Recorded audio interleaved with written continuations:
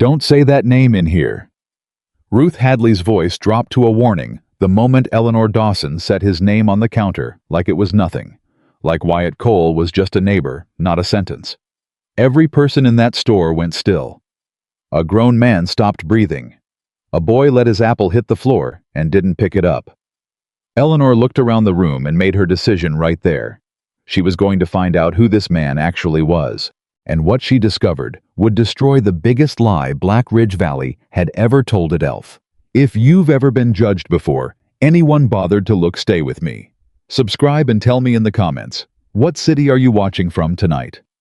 The day Eleanor Dawson arrived in Black Ridge Valley, she made 3 mistakes that the locals would talk about for years. She smiled at the wrong people. She asked too many questions. And she said the name out loud, Wyatt Cole, like it was just a name, not a warning. Ruth Hadley at the general store set down her bolt of cloth and looked at Eleanor the way a woman looks at someone who has stepped off a train straight into a rattlesnake den. You'll want to keep that name out of your mouth, sweetheart.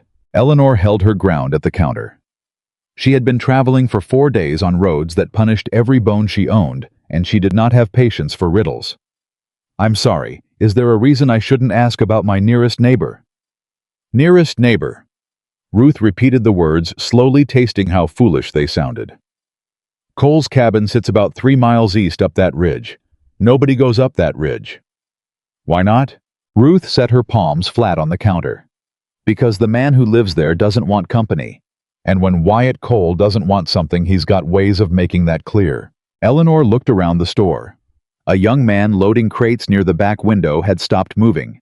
An older woman by the thread display had turned just slightly, not enough to be obvious, but enough to listen. A boy of maybe 10, sitting on a barrel, eating an apple, had let the apple drop from his fingers and hadn't bothered to pick it up.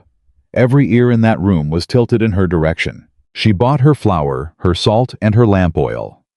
She thanked Ruth politely. And as she walked out the door, she heard Ruth say to no one in particular behind her back, "That girl has no idea what she's moved next to." Eleanor's property was a modest one. 20 acres of sloped pasture and timber that had belonged to her late uncle, left to her in a will she hadn't known existed until 6 months ago. A fresh start was what her sister called it over a cup of tea back in St. Louis, with that careful tone people use when they mean something harder to say out loud. A chance to breathe again. A chance to be somewhere nobody knows your name or your history. Eleanor had understood. She had packed 2 trunks, sold everything she couldn't carry, and climbed onto a westbound train without looking back at the platform. The cabin on her property was smaller than she remembered from her one childhood visit, and the years had not been generous to it. The roof needed attention. The porch railing had given up entirely on the south side. The window in the back bedroom was cracked down the middle and stuffed with a rag that fluttered like a tired flag. She spent her first evening making a list. It was a long list. The second evening, she walked the perimeter of her land and discovered that the fence line on the eastern edge where her property met the ridge had been recently repaired. New posts, fresh wire, clean work. She hadn't hired anyone. She hadn't asked anyone. She stood at that fence line for a long moment, reading the clean posts the way you read handwriting. You don't recognize trying to place something familiar in the strokes. Then she went inside and added it to a separate list. She was keeping in the back of her mind the list of things in Black Ridge Valley she did not yet understand. She met him on the 4th day, and it was not how anyone in town would have predicted.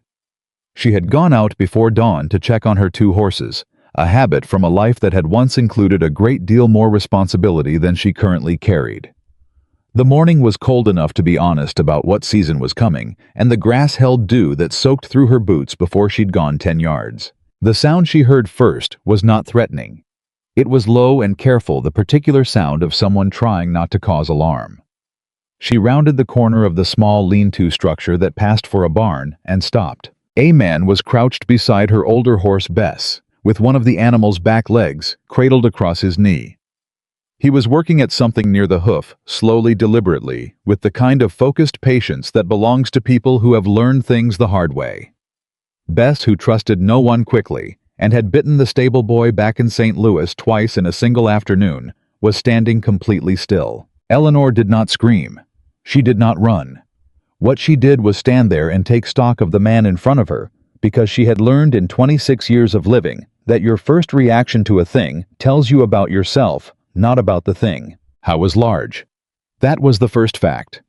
Large in a way that suggested he had not grown into it gradually, but had simply always occupied more space than seemed fair. His coat was dark and worn at the elbows. His hat was tilted forward enough that she couldn't see his face fully, just a jaw that looked like it had been cut rather than grown, and a beard that had been given the freedom to make its own decisions. He had not heard her. Or if he had, he wasn't showing it. "Good morning," Eleanor said. He did not startle. He set Bess's leg down with the same care you'd use putting a sleeping child to bed, and then he stood all of him, which took a moment, and turned around. She had expected something from the eyes. Ruth Hadley's warning had prepared her for something cold and cutting. What she found instead were eyes that looked like they had been doing a great deal of watching for a very long time and had grown tired of what they saw, and had mostly decided to stop caring about it. Not cruel, not threatening, just exhausted in the deepest and most private way. "Your horse had a stone wedged up under the shoe," he said. "Left rear, she was favoring it." His voice was low. Not quiet exactly, just economical, like a man who had learned at some point that words cost more than most people realized. "I see." Eleanor looked at Bess, who flicked an ear in her direction with complete indifference.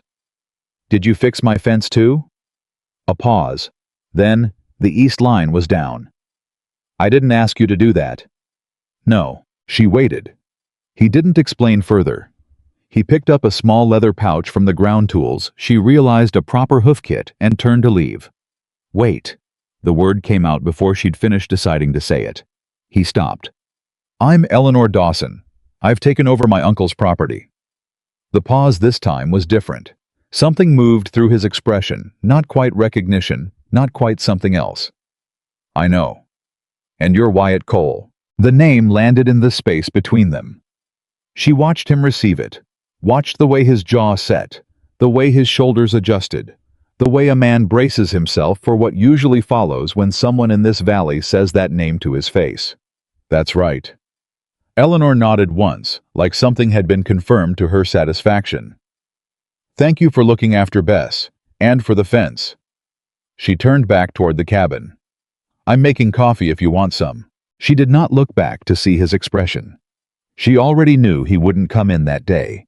But she also knew something that Ruth Hadley and every other soul in Black Ridge Valley had stopped knowing a long time ago, maybe had never known at all. The man behind her was not a monster. She couldn't have told you in that moment exactly how she knew. It was the hands. The way he'd held Bess's leg like something precious and not just useful. You can't fake that kind of care. She had seen enough people try.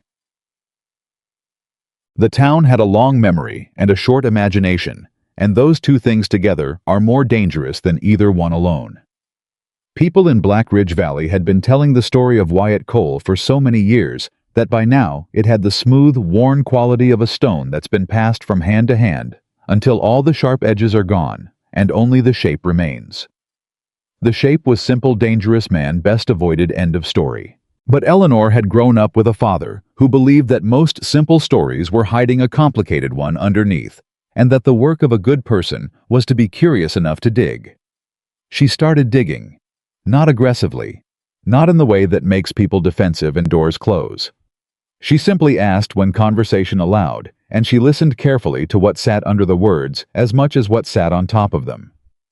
She asked old Jim Cassidy at the feed store how long he'd known Wyatt Cole. "Long enough," Jim said without looking up from the ledger he was pretending to read. "Long enough to have an opinion, or long enough to know better than to have one." Jim did look up at that. He studied her for a moment with rheumy eyes that had seen a great deal and forgotten very little. "Girl, you're either very brave or very foolish. My father said there was usually about a 10% difference between the two." Something almost like a smile moved through Jim's face and was gone. Wyatt Cole came to this valley about 11 years back. Came alone. Built that cabin alone. Never asked anybody for anything. Never caused anybody any real harm that I can point to directly. He set down the ledger. But he's big, and he keeps to himself, and he looks at you a certain way, you know that way. And people decided early that quiet and scary meant the same thing. Once a town decides something, it takes an act of God to undecide it. Eleanor walked home from the feed store with a great deal more than she'd paid for. On the seventh day, she saw something that no one in town would have believed. She had ridden out east along the ridge to look at the timber stands on the upper portion of her property. Her horse picked its way carefully through pine and scrub, and the morning air held that quality of late summer Montana that feels like a gift from a climate that is about to get very serious about something else. She heard it before she saw it. A thin, persistent sound that her brain sorted through quickly and landed on an animal in distress. She dismounted and moved through the timber on foot, following the sound down a slight draw, and found herself on the edge of a small clearing. Wyatt Cole was on one knee beside an injured fox. The animal's rear leg had been caught, she could see now, in a length of wire that was no longer attached to anything, just a forgotten remnant of some fence from years past. The fox was terrified. It was snapping at his hands every few seconds with everything it had. He was bleeding from one of those bites. She could see the dark stain on the back of his left hand. He kept working. He had a way of talking while he worked. She hadn't noticed it the morning with Bess, but now crouched in the timber with a wild animal that had every right to fear him. She could hear it, a low, continuous sound, not quite words, not words. The cadence of it was deliberate. Something to hold on to in the dark. It took him a long time. The fox fought him every inch. Then the wire came free, and the fox exploded away through the underbrush and was gone. Wyatt stayed on his knee for a moment. He looked at the back of his hand where the blood was. He wiped it on his coat without any particular concern. Eleanor stepped back into the timber before he could look up. She rode home slowly, thinking about what she had seen. A man who was bleeding from helping something that was trying to hurt him, working alone in a place where no one would see, with no possibility of credit or praise. She set that fact down beside the repaired fence, and the careful hands on Bess's leg, and the old exhaustion in his eyes. The pile was building. The trouble at the Miller Ranch happened on a Tuesday, which felt like the wrong day for trouble, but trouble had never been good about scheduling. Eleanor heard about it secondhand from the Hadley girl, who came by to leave a jar of preserves that Eleanor suspected was a peace offering from Ruth for the counter-conversation earlier in the week. The Miller family. Tom and Dorothea and their 3 children had lost most of their west pasture fence in a storm 2 nights ago. A stretch of about 60 yards just gone. And with their cattle starting to drift, and Tom Miller laid up with a broken arm from a separate incident involving a mule and a bad decision, the situation was becoming serious. "Is there no one to help them?" Eleanor asked. The Hadley girl shrugged in a way that said there were probably people who could, but that wasn't quite the same thing as people who would. That afternoon, Eleanor rode out past the Miller property on her way back from town. She slowed as she came level with the pasture. In the distance, past the drift of cattle that hadn't gone far, she could make out a figure working along the fence line. Big, moving with efficiency and no wasted motion. Not hurrying, but not stopping either. She knew that coat. She sat on her horse for a while and watched Wyatt Cole rebuild a stranger's fence in the middle of a Tuesday afternoon. Tom Miller was not a man who had ever, as far as anyone in the valley knew, said a kind word about Wyatt Cole. That fact sat in Eleanor's chest and pressed on something. She rode home and added it to the pile. The conversation she had not expected came the following week, and it came because of a thunderstorm and a horse who had been spooked off from the lean-to and found in the morning down near the eastern creek bed, standing with one ankle in the water and refusing to come out. Eleanor had been wrestling with the situation for 20 minutes, not the ankle, which was fine, but the horse's absolute conviction that she was not leaving the creek when she heard footsteps on the bank behind her. "You're going to be there a while," Wyatt Cole said. "Thank you, that's very helpful." He came down the bank without being invited. He looked at the horse, looked at the creek, looked at Eleanor. "She's not hurt. She's just decided." "I can see that." "Let her finish deciding." Eleanor turned and looked at him fully. He was standing with his hands in his coat pockets, watching the horse with an expression of complete neutrality. You just happened to be passing by, checking the east fence. You check that fence a great deal. He didn't say anything. Wyatt? She used his name deliberately. She'd been watching what it did to him the way people in town said it, like a door slamming. She tried to make it sound like what it was. Just a name. Why do you help people who won't thank you for it? The silence that followed was the kind that has weight and edges. I don't do it for the thank you. I know that. I'm asking why you do it at all. He looked at her then.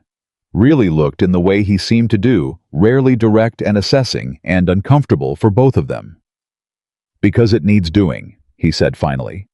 And I'm capable of doing it. That's all there is. Eleanor looked back at the horse who had shifted slightly and was testing the bank with one tentative hoof. The town thinks you're dangerous, she said. I know what the town thinks. It doesn't bother you. It wasn't a question, and he heard it that way. He was quiet for a moment before he answered. It used to. A pause. A long time ago, it used to bother me a great deal. The horse came out of the creek, then shaking water from her legs and looking mildly embarrassed about the whole business. Eleanor caught the lead rope. Come in for coffee, she said. And don't say no this time. He came in. That was the beginning of what neither of them had any good language for, because it didn't fit the shapes that Black Ridge Valley had available for two people spending time together. It wasn't courtship. Eleanor wasn't sure either of them was built for that word right now. It wasn't neighborly obligation. It was something quieter and more honest than either of those, which made it more complicated. He came for coffee twice a week, sometimes 3 times. He sat at her table like a man who had forgotten that tables could be comfortable, and he drank his coffee black, and he talked when she asked him questions, and was silent when she didn't. And slowly, the way water finds its way through rock over years rather than hours, something in him began to ease. She found out over the course of those weeks that he had come to Montana from Colorado 11 years ago after a situation he described in the fewest possible words, and that she had enough sense not to push on. She found out that he could read well. In fact, much better than she'd expected, and was embarrassed about this. For some reason, she didn't entirely understand, until she realized the valley probably had expectations about that too. She found out he kept a journal. She found out he had once, years ago, tried to explain himself to the town, had tried to show up, participate, be present, and had been met with a wall of suspicion so consistent and so unanimous that he had eventually stopped spending the energy. People are going to believe what they want to believe, he said one evening when the conversation had gone to that place. Once they've made up their minds, the evidence doesn't much matter. I made up my mind, Eleanor said, the morning in the barn with Bess. He looked at her across the table. What did you decide? That the story I'd been told was wrong. She wrapped both hands around her coffee cup. That the man it was about deserved better than a story told by people who'd never bothered to look closely. He looked away. The jaw set in the way it did when something had reached somewhere it wasn't used to reaching. Most people don't bother looking, he said. Most people are cowards about complicated things, Eleanor said. It's easier to believe a simple story. The morning that everything began to change started with a sound. Eleanor didn't recognize it first, a volume of noise from the direction of town that didn't fit the usual rhythms of a Tuesday morning. She stepped outside and listened, and after a moment she knew what she was hearing, and the knowing sat cold in her stomach. Fire. Not her property, but close enough that the smell of it had made it over the ridge by the time she was saddled and riding toward Black Ridge Valley. The Hadley store was burning. The general store, the oldest structure in the valley, the place where every piece of information and commerce moved through, was fully involved on the upper floor. A crowd had gathered at a distance that was respectful of physics. Ruth Hadley was standing in the street with her hands clasped at her throat, watching everything she'd built for 23 years throwing itself toward the sky. People were shouting and running and doing the things people do when they're frightened and trying to feel useful. A bucket line had formed at the well down the block, but the well was too far, and there weren't enough hands. And there was a child. Eleanor heard it before she saw it, heard it in the quality of Ruth Hadley's scream, which changed pitch in a way that made Eleanor's heart stop, and then she saw the upstairs window and understood. Ruth's granddaughter, 8 years old. She had been sleeping in the back room upstairs. The staircase inside was already gone. No one was going in there. Eleanor heard the sound of hoofbeats behind her and turned. Wyatt Cole came off his horse before it had fully stopped. He took in the scene in about 2 seconds. The window, the child's face at it. The crowd standing helpless, and then he was moving, and nobody stopped him because nobody was fast enough. "He can't go in there," someone said. He was already through the door. The crowd went absolutely silent, the kind of silence that has a texture. Ruth Hadley's hands were pressed to her mouth, and her eyes were on that upstairs window. The minute that followed was the longest minute Eleanor had witnessed in her life. Then the window broke outward from inside, and Wyatt Cole pushed through the frame with a child tucked against his chest and a look on his face of total concentration. And below him, someone thought clearly enough to pile every piece of available cloth and padding they could grab in about 15 seconds, and he dropped her down. Straight controlled, not a fall, and she landed in a pile of blankets and coats and somebody's good tablecloth, and she was coughing and crying and absolutely alive. He followed a moment later. The jump that was too far and too fast, landing hard on the packed dirt street and rolling with a discipline that said this was not his first physical extremity, and getting up slowly, but getting up with smoke coming off his coat. The crowd was still silent. Wyatt Cole stood in the street in front of the burning Hadley store and looked at the people of Black Ridge Valley. And the people of Black Ridge Valley looked at him. Ruth Hadley walked forward from the crowd. She was a rigid, composed woman in all the ways that mattered publicly, and Eleanor had never seen anything crack that rigidity. But Ruth Hadley walked up to Wyatt Cole in the street in front of her burning store, and she put her hand on his arm and she said, "My granddaughter." He nodded. Ruth's composure broke then, just at the edges, just enough. "I'm sorry," she said, "for what I said, for what we've all—" She stopped, started again. "I'm sorry." He looked at her for a moment. Not cold, not warm exactly. Something in between, something that held years of a particular kind of loneliness, but hadn't let it become bitterness. "Make sure she drinks some water," he said. "Smoke does things to the throat." Then he walked to his horse. Eleanor watched him go. She thought about following. She thought about a great many things. She let him go that day, but only that day. The next morning she rode up to his cabin, which she had never done before. It sat where everyone said it did, 3 miles east, tucked up against the ridge, and it was, she thought, exactly what she might have expected, and not at all what she had expected, both at the same time. She dismounted and knocked. He opened the door and looked at her. His right forearm was wrapped in cloth. He'd been burned some, not badly, but enough that she felt it in her own chest when she saw it. "You should let me look at that," she said. "It's fine. It needs to be cleaned." "Eleanor." She held his gaze. "Let me look at it." He stepped back from the doorway. She went in. The cabin was neat in the particular way of someone who has lived alone long enough that order becomes a form of company. There were books on a shelf, more than she'd expected, and well read judging by the spines. A journal on the table closed. A pair of working gloves set carefully over the back of a chair. She sat him down at the table and unwrapped his arm and cleaned what needed cleaning and said very little, because sometimes silence is the most respectful thing. When she was done, he looked at his arm and then looked at her. "Ruth Hadley apologized to you in the street in front of half the town," Eleanor said. "I heard. That matters, does it?" She looked at him directly. "Yes, it matters. Not because you need their good opinion to be a good person, you've never needed that. But because you've been carrying the weight of their bad opinion for 11 years, and you deserve to set some of it down." His jaw worked. He looked at the table. "I didn't go in there to change what they think of me," he said. "I know that." Eleanor folded the cloth she'd used. "That's exactly why it changed what they think of you." I was quiet for a long moment. Outside the ridge made the sounds ridges make in the morning wind, and birds, and the creak of timber. "You're a strange woman," he said finally. My family has been saying that for years. She stood. Come down to my place for supper tonight. He looked up. Don't say no, she said. You're bad at saying no to things you actually want. She was at the door before he said quietly behind her, I'll be there by 6. Eleanor walked to her horse and rode back down the ridge with something settled in her chest that hadn't been settled there before. Behind her up in the cabin on the ridge, Wyatt Cole sat at his table and looked at his bandaged arm and let himself feel something that he had practiced not feeling for a very long time.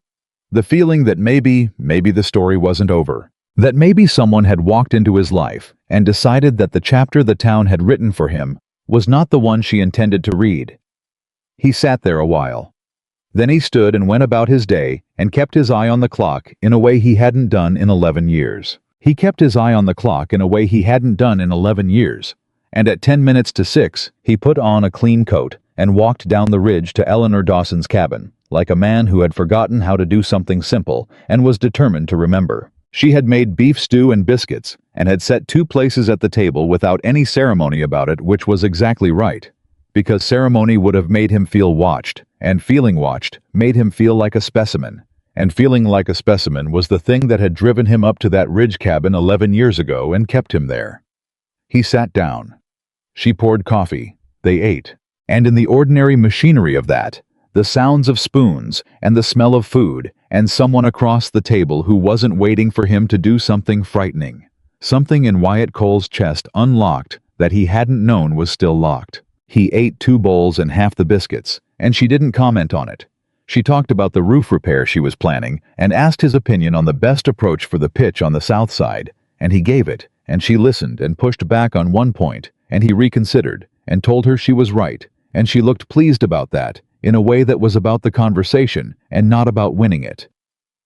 It was the most ordinary evening he had spent in, longer than he could accurately count. When he left, she stood in the doorway and said goodnight in a tone that assumed he would come back, which he found was the most comfortable assumption anyone had made about him in recent memory. Walking back up the ridge in the dark, he caught himself thinking that he would need to look at her south roofline before she started on the repair because she was wrong about the pitch, even if he'd conceded the point too quickly. He stopped walking for a moment there on the dark ridge and recognized what had just happened inside him. He had made a plan that included another person. He started walking again faster than before. What the town did with the story of the burning. Hadley Store was complicated, because towns are complicated about the things that force them to revise their own narratives. The immediate reaction was gratitude, which was simple and warm and lasted about 3 days. People talked about it at the feed store and the saloon and across fence lines. They said Wyatt Cole had gone in there without hesitating. They said Ruth Hadley's granddaughter would have died. They said it without qualification, which was new. But then something else moved in behind the gratitude, the way weather moves in behind good weather, and that something else was discomfort. Because if Wyatt Cole was not the dangerous monster they had decided he was, if he was in fact a man who ran into burning buildings to save children, then the town of Black Ridge Valley had spent 11 years being profoundly wrong about a person who lived among them. And people do not enjoy being profoundly wrong. It is much easier to find a way to adjust the story than to carry the weight of the mistake. Eleanor heard the adjustment beginning at the well on a Wednesday morning in a conversation between 2 women she knew only by sight. Of course he went in. A man that size, the smoke probably didn't even bother him. Built different from regular men. Still, better to keep your distance. You don't know what a man like that might do on a different kind of day. Eleanor filled her pail and went home without saying anything, because she had learned from her father that some corrections take time to be heard, and pushing them before people are ready only makes them dig in deeper. But the conversation sat in her like a stone all day. That evening she was still sitting with it when she heard the particular sound of a horse she had come to recognize, and went to the door. Wyatt Cole was at her fence line, not dismounting, just sitting his horse with one arm resting across the saddle horn, in the posture of a man who has not yet decided what he came to do. She stepped out. "You going to come in, or are you just here to look at my fence?" He dismounted. He tied the horse and came up to the porch and stopped at the bottom of the steps. "Heard something at the feed store today." About you. About me. He looked at her steadily. About how it made sense that I went in after the girl because a man built like me doesn't feel things the way regular men do. Eleanor kept her voice level. Who said that? Doesn't matter who. His jaw was tight. Point is, I thought you ought to know that the story they're telling isn't the one I expected. What story did you expect? He was quiet for a moment. I didn't expect anything. That's the honest answer. I don't go in there planning what comes after. He looked at his hands, then back at her. I just go. Eleanor sat down on the porch step. After a moment, he sat beside her, not close, but beside which was its own kind of progress. The people who say those things are afraid, she said. Not of you exactly. They're afraid they were wrong. Being wrong for 11 years is a hard thing to sit with. So they'd rather be right about a monster than wrong about a man. Yes. She said it plainly. That's exactly what they'd rather do. His mouth pressed into a line. I should be used to it. You should be furious about it, Eleanor said. Those are different things. He looked at her. Something shifted in his expression. Surprise, maybe, at being given permission for something. I am, he said quietly. I am furious about it. I've been furious about it for years, and I got so tired of being furious that I stopped letting myself feel it, and I'm not sure that was the right decision. It was the longest thing he had said to her at one time. She could see the cost of it in his face. It wasn't, she said. Fury at injustice is appropriate. It means you know you deserved better. He looked out into the dark and said nothing for a long moment. Then, you grew up somewhere they taught people to talk like that. St. Louis, and a father who read too many books. What happened to him? He died 3 years ago. She said it without drama. He was the kind of person who made the room cleaner just by being in it. You know the type. I've met one or two. I think he'd have liked you. Wyatt Cole went very still beside her, like the words had arrived somewhere unprepared. I doubt that, he said finally. You'd be wrong, Eleanor said. He had a talent for seeing people as they were, rather than as they appeared. It was one of his best qualities, and also one that got him into considerable trouble over the years. She paused. I seem to have inherited it. He looked at her then, and this time he didn't look away quickly, the way he usually did, and in that longer look, she saw the thing she had been watching for since that first morning in the barn. The thing underneath the exhaustion and the armor and the years of being misread. Trust. Tentative and unused, like a muscle that hasn't been asked to work in a long time. You're going to be trouble, he said. Probably, Eleanor agreed. But I suspect you can handle it. The weeks that followed had a rhythm to them, and rhythm was something Wyatt had stopped expecting from life. He came down the ridge 3 evenings a week with the reliability of weather, and Eleanor met him with the same practical ease she brought to everything. No performance, no effort to make the evening significant, which made every evening significant. They talked. Properly talked, the way that happens when two people have stopped performing for each other and are just trying to think something through together. She told him about St. Louis and the life she'd left there in pieces over time, the marriage that had not worked out, delivered flatly and without invitation for sympathy, which he respected by not offering it. The years she'd spent in a house where someone else's unhappiness filled up all the available air. The morning she had read her uncle's will and felt something that she described as like a window being opened in a room that's been closed too long. He told her things too, which was more remarkable because he had not told anyone anything in a very long time. He told her about Colorado. About a town not unlike Black Ridge Valley, where he had arrived young and hopeful, and made the mistake of being large and quiet in a place that interpreted both those things as threat. About a fight he had not started but had finished with a man who had needed finishing, and the way that one incident had crystallized every suspicion people already held and made them permanent. He had left because leaving was the only move that made any sense. So Montana, Eleanor said. Montana, he confirmed.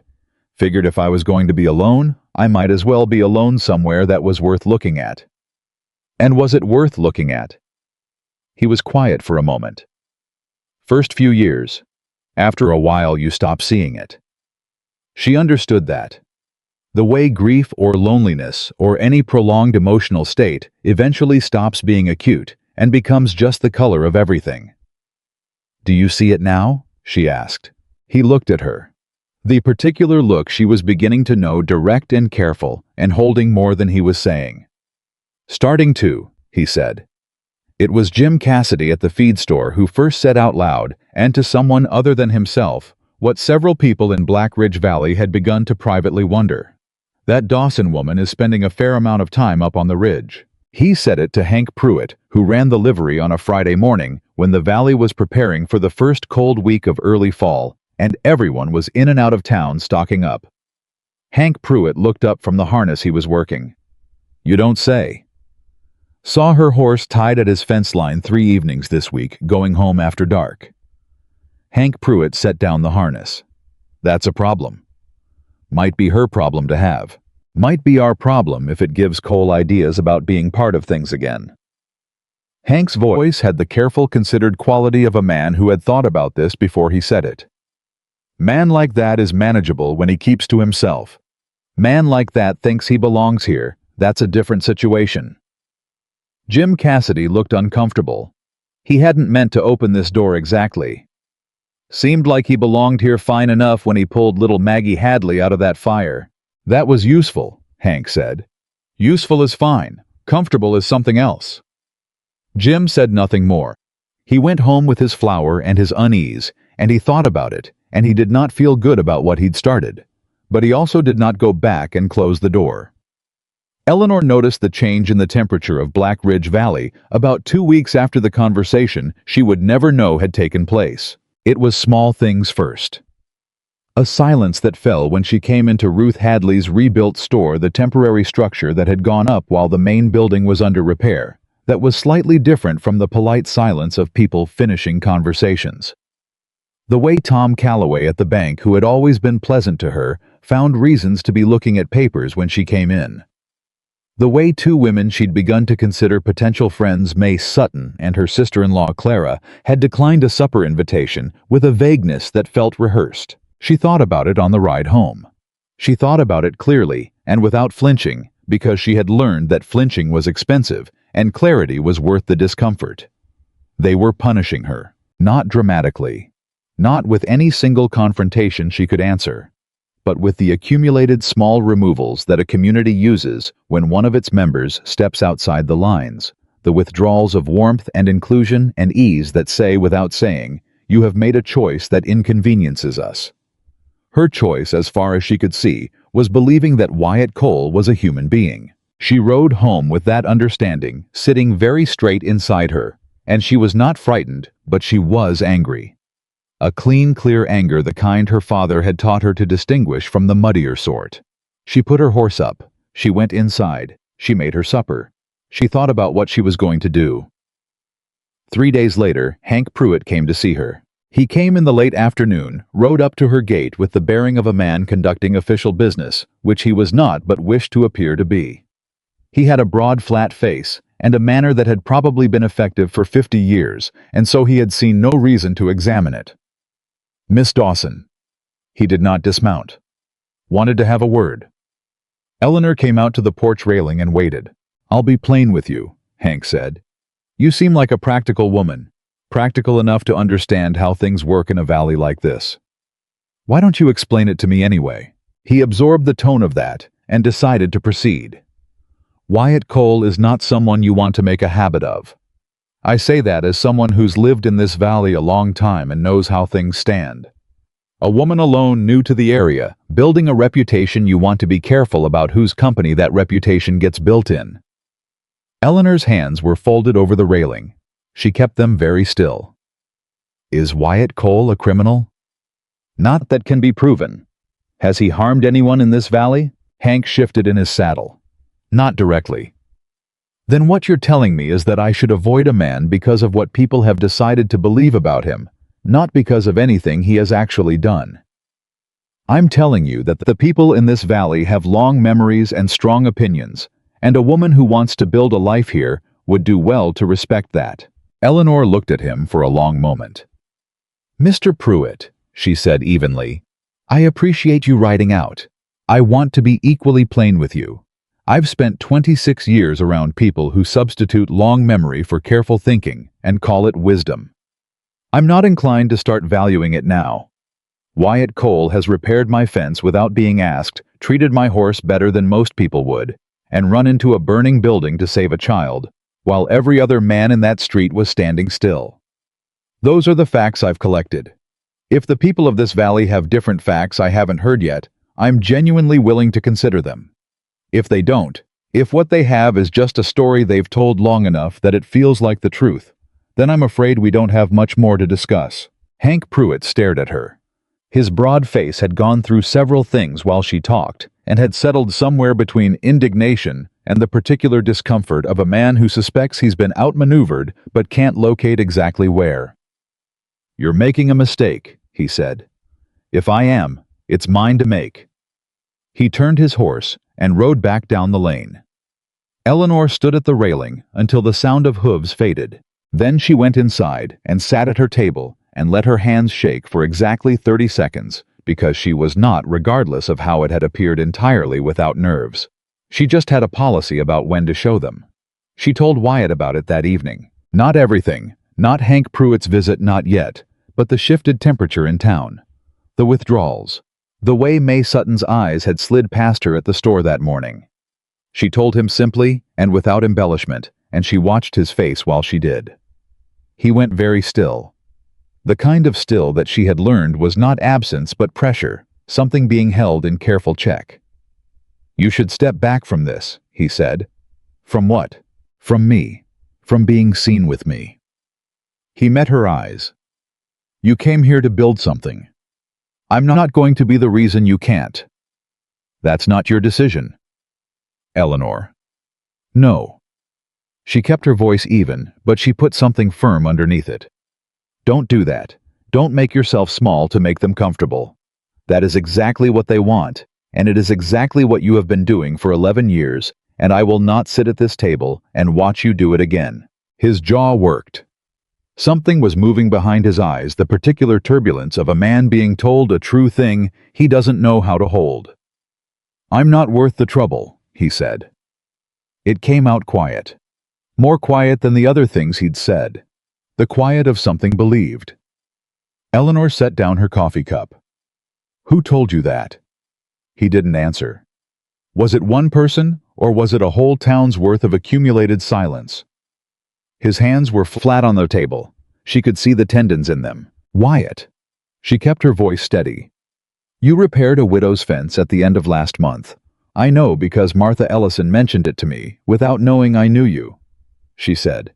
She didn't know who'd done it, just that it was done, and she cried when she told me, because she'd been lying awake worrying about how she'd manage winter with a broken fence and 3 grandchildren to see to. You made that problem disappear and didn't even give her the chance to thank you." She paused. "A man who is not worth trouble does not do that." I was looking at the table. "Look at me," she said. He looked up. "You are worth every bit of this," Eleanor said, "and I would appreciate it if you stopped arguing with me about it." Something broke open in his face, just for a moment, just at the edges, and then it was controlled again, but she had seen it, and it was enough. "You're very stubborn," he said. "Remarkably," she agreed. "It's a family trait. Drink your coffee." The frost came the second week of October, earlier than anyone had hoped, and more thorough than most had planned for. Eleanor woke to it, and immediately thought of the pipe on the north side of the cabin and the gap in the barn wall she'd been meaning to address since August. She was in the barn within the hour, assessing the damage, when she heard a sound from the roof above her. She stepped back out. Wyatt Cole was on her barn roof. He had, she counted, already replaced 3 of the boards on the damaged section, and was working on a 4th, moving with the focused efficiency of someone who had identified a problem and was not interested in having a conversation about it until the problem was solved. She looked up at him. "Good morning." "North pipe's wrapped," he said, not pausing. "Found some old cloth in your woodshed, did what I could. You'll want something better before real winter." "When did you get here?" "Hour ago." "You've been on my barn roof for an hour." The gap was bigger than it looked. Eleanor stood in the cold morning and looked up at this man on her barn roof, and felt something settle through her like warm water spreading to the edges of things. "Wyatt? Almost done. Why did you come at dawn?" He paused his work. He looked down at her, squinting slightly against the pale morning light. "Frost was coming. Your barn needed it." "That's not what I asked." He looked at her for a long moment. Then he went back to work. "Because I didn't want your morning to start with a problem you hadn't expected," he said to the board he was fitting. "I didn't want that for you." Eleanor stood there in the cold and breathed carefully and said nothing, because some things are large enough that words around them feel like clutter. When he came down off the roof, she handed him a cup of coffee that she'd gone in and made while he finished, and he took it with hands that were red with cold, and they stood together in the thin October light, not saying anything, which was its own complete language. What happened next came from a direction neither of them had anticipated, because trouble in a small valley rarely announces itself. It came in the form of a letter. Eleanor found it under her door on a Thursday morning. No envelope, just a sheet of paper folded twice with her name written on the outside, in the careful anonymous script of someone who wanted the message delivered, but not traced. She unfolded it at her kitchen table. It read, "You should know what kind of man you're keeping company with." 11 years ago in Colorado, Wyatt Cole killed a man. He was never charged because witnesses couldn't be found. Ask him about Denver. Ask him about what he did and who he left behind. A dangerous man doesn't change because a woman decides to believe in him. He changes his location. That's all. Eleanor read it twice. Then she set it on the table and sat with it for a long time. She thought about what she knew. She thought about what she didn't know. She thought about the difference between a fact and an accusation, and between an accusation and a verdict, and between a verdict and the truth. She had been wrong about people before. She was honest enough to know that. She also knew the feel of a man who was hiding the enjoyment of cruelty, and it was not a thing she had ever felt from Wyatt Cole. She folded the letter and put it in her coat pocket and rode to his cabin that afternoon. He was at his workbench when she knocked, and he opened the door and took one look at her face, and something changed in his. "What happened?" he said. She handed him the letter. He read it. The change in his face was not what she expected. Not anger, not fear, not the flush of a man caught. It was something more complicated and more painful. He folded the letter and held it. "It's not a lie," he said. Eleanor waited. The man's name was Cal Derry. His voice was flat and controlled the voice of someone who has rehearsed nothing and has to find words in real time. He was beating a woman half to death in an alley in Denver. I stopped him. It went further than I intended, and he died, and I have carried that fact every day since. He looked at her directly. I didn't murder him, but my hands killed him. That's the truth, and I won't soften it. Eleanor held his gaze. "The woman," she said. "What happened to her?" He blinked. Whatever he had been prepared for, it was not that question. "She survived. Her name was Anna. She had 3 children. A pause. "I don't know where she is now." "Did you stay and face what happened?" "I stayed until the sheriff made clear that the only outcome available to a man who looked like me in that situation was a rope, whether the facts supported it or not." His jaw tightened. "Then I left, because I wanted to keep living." Eleanor nodded slowly. She looked at the letter in his hands. "Someone in this valley wants me to be afraid of you," she said. "They might not be wrong to try." "Wyatt." She kept her voice even and direct. "A man who intervened to stop a woman being beaten to death and who has spent 11 years punishing himself for the outcome is not a dangerous man. He is a man who carries something heavy. There is a difference." She paused. "A significant one." His hands tightened around the letter. "You're not angry." "I'm angry that someone put that under my door trying to hurt you through me," she said. "I am not angry at you." He turned away from her then, and she could see in the set of his back the particular posture of someone trying to manage something too large to be managed in the presence of another person. She gave him a moment.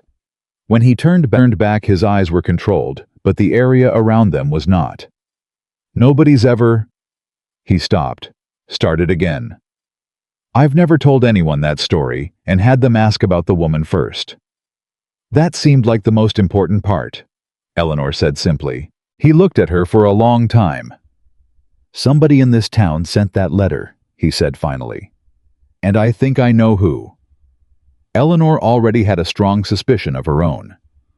What are you going to do? She asked. He took a slow breath. Nothing reckless. He handed the letter back to her. But I think it's time I stopped letting people run that play on me. I've been letting the stories go unanswered for 11 years because I figured the only person who needed to know the truth about me was me. His eyes went to hers. I think I may have been wrong about that. Eleanor put the letter back in her pocket. You were, she said. But you know now. Because of you. Because of yourself, she corrected. I just asked the right questions. She moved to the door. He followed. Eleanor. His voice stopped her in the doorway. She turned. Thank you. It came out stripped of everything except what it was. For not running. She held his gaze steadily. I'm not a person who runs from complicated things. She stepped out and mounted her horse and rode back down the ridge, and the October light lay long and thin across the valley, and she rode through it with the letter in her pocket and the sense of something enormous building at the edges of everything. She did not know yet what was coming, but she knew with the same bone-deep certainty she'd felt the morning she first looked into those exhausted eyes in her barn, that when it came, Wyatt Cole was not going to face it alone. Not anymore. And she did not know yet what was coming, but it arrived sooner than either of them expected, and it came wearing the face of a man the valley trusted, which made it far more dangerous than anything wearing the face of a stranger. His name was Gerald Pruitt, Hank Pruitt's younger brother. Younger by 12 years, and different in every way that mattered. Where Hank was broad and blunt and straightforward in his prejudices, Gerald was smooth. Polished in the manner of a man who had learned early that a pleasant voice and a reasonable expression were more effective tools than a raised fist. He had come to Black Ridge Valley 6 months before Eleanor arrived from somewhere east that he described vaguely and differently, depending on who was asking, and he had inserted himself into the fabric of the town with the practiced ease of someone who had done it before. How was charming. He laughed at the right moments. He helped the Calloway family with their harvesting and showed up at the church social with a pie that Clara Sutton said was the best she'd tasted in years. He had an instinct for finding what people needed to hear and delivering it in the exact tone that made them feel seen. Eleanor had met him twice, and both times walked away with a feeling she could not name precisely, but that her father would have recognized and labeled immediately, the feeling of a room that looks clean but hasn't been opened in a long time. What she did not know, what no one in Black Ridge Valley knew except Hank and possibly Jim Cassidy, who kept his knowledge to himself like a coin he hadn't decided how to spend, was that Gerald Pruitt had come to Montana with a purpose that had nothing to do with settling down. He had come for the coal land. Wyatt's cabin sat on 80 acres of ridge that he had filed on legally 11 years ago when the territory was still sorting out what belonged to whom, and a man willing to live in a hard place could claim it cheaply if he had the patience and the paperwork. The ridgeland was not fertile, it was not easy, but it sat directly above the only reliable water source that fed the Eastern Valley properties, and a man who controlled that water controlled a great deal more than he appeared to. Gerald Pruitt had figured this out within a month of arriving. The first move had been the letter under Eleanor's door, not Hank's idea, as she had initially suspected, but Gerald's, delivered with Hank's grudging cooperation and the argument that it was cleaner to use the woman than to confront Cole directly. When the letter hadn't produced the desired result, when Eleanor had not fled, when the temperature between her and Cole had not dropped, but had if anything warmed, Gerald moved to the second move. He went to the Territorial Land Office in Helena. He came back 3 weeks later with a piece of paper he had no legal right to, but that looked to anyone not examining it closely entirely legitimate. Eleanor found out about none of this until the morning. Gerald Pruitt rode up to Wyatt Cole's cabin with 2 men she had never seen before and a document he claimed gave him the right to the ridge property. She found out because Wyatt came down to her cabin afterward, and she took one look at his face and knew something had broken open. He came through her door without knocking, which he had never done before, and she was at her kitchen table with her morning coffee, and she stood up the moment she saw him. "Sit down," she said. "I don't want to sit down." "Wyatt, sit down." He sat. The controlled stillness that was usually his default was gone, replaced by something that moved under his skin, like something caged. He put a folded document on her table. She picked it up and read it. She read it twice. She had enough legal knowledge from the estate process that had brought her uncle's property to her to understand what she was looking at. "This is a forged claim," she said. "That's what I believe. The filing date is 3 years ago. Wyatt, you've been on that land for 11 years. I know that. Then this is straightforward. Your original claim supersedes anything filed after." He looked at her with an expression that was trying to be patient and not entirely succeeding. "Eleanor, the land office in Helena has a record that matches this document.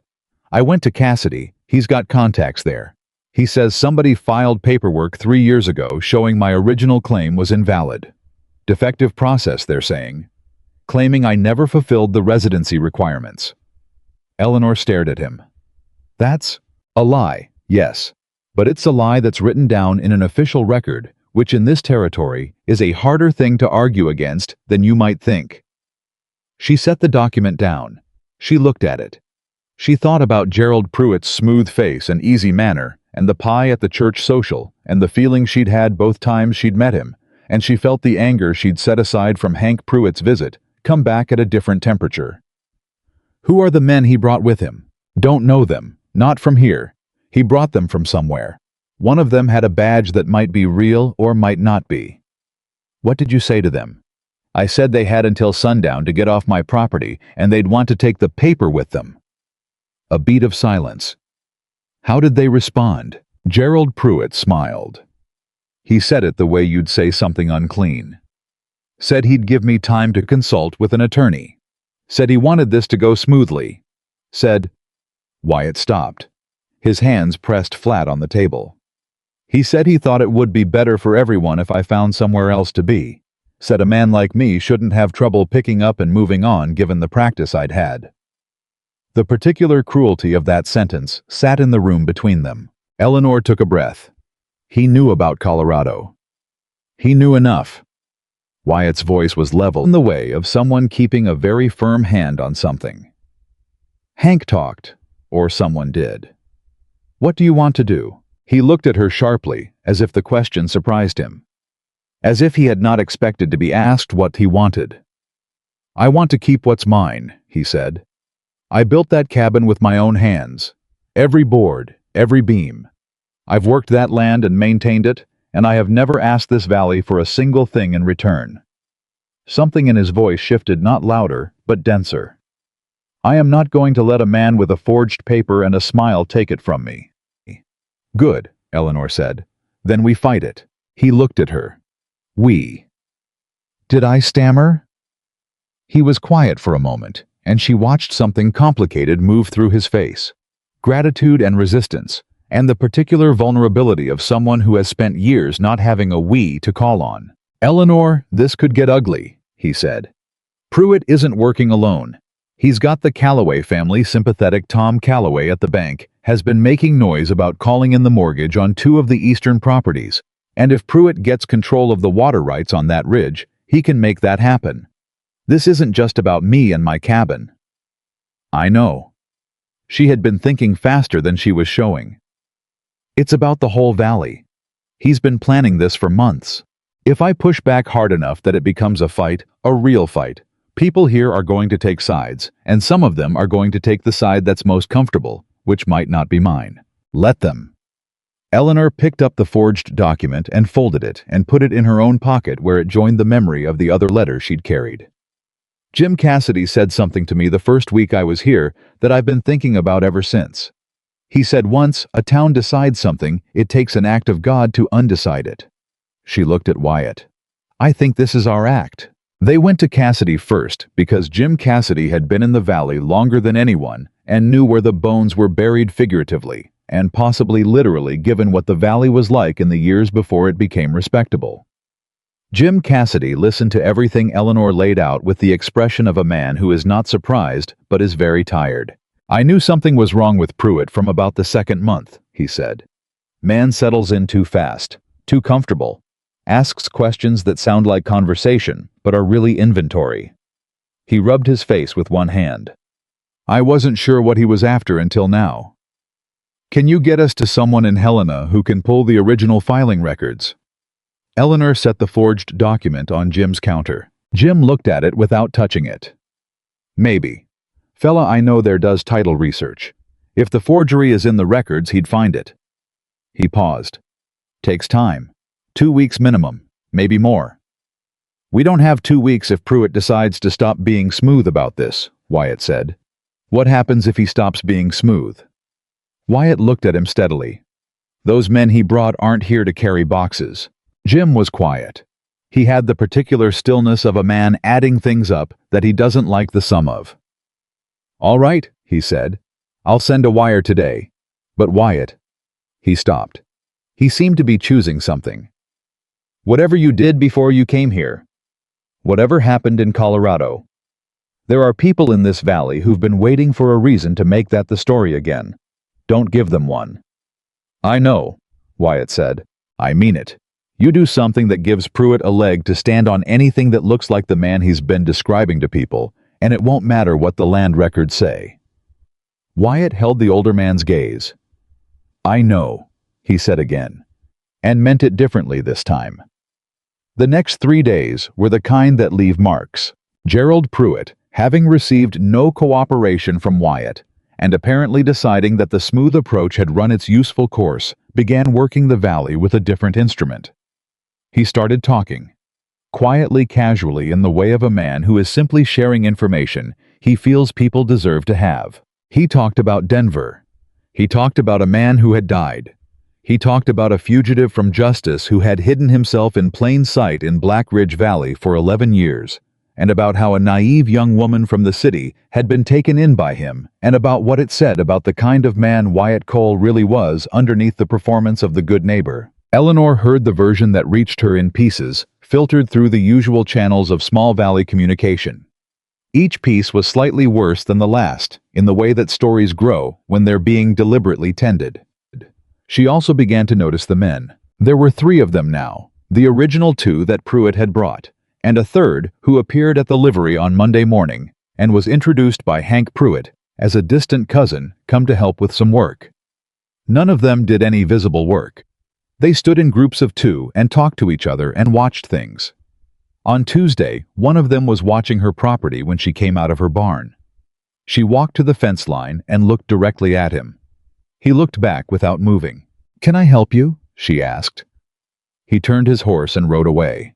She went inside and took the rifle down from above the door and set it on the kitchen table and sat across from it and thought very carefully about the situation she was in. Wyatt found out about the men.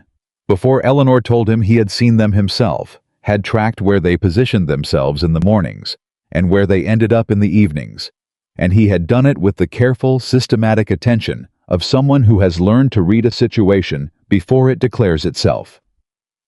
He came to her cabin on Tuesday evening with the specific purpose of saying something he had been thinking about since the man had watched her property that morning. I need you to go stay in town for a few days, he said. Eleanor looked at him across the kitchen table. No. Eleanor. No. She said it simply. I am not going to remove myself from my own property because Gerald Pruitt wants me out of the way. That is exactly what he wants, and I won't do it.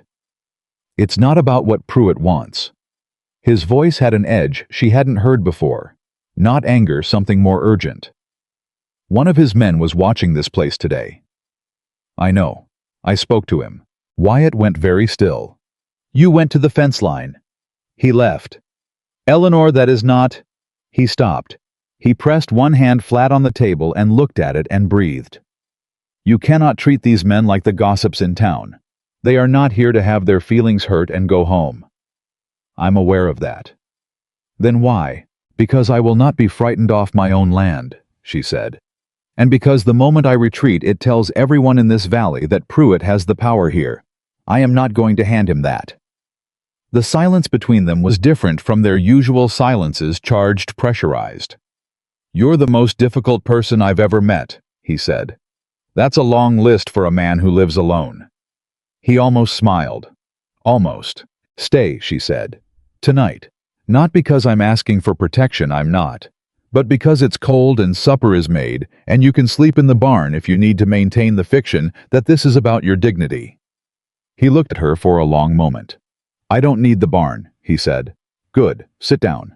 He slept in the chair by the door, with the chair tipped to lean against the wall, which was not comfortable, and which he would not have traded for the most comfortable bed in the territory.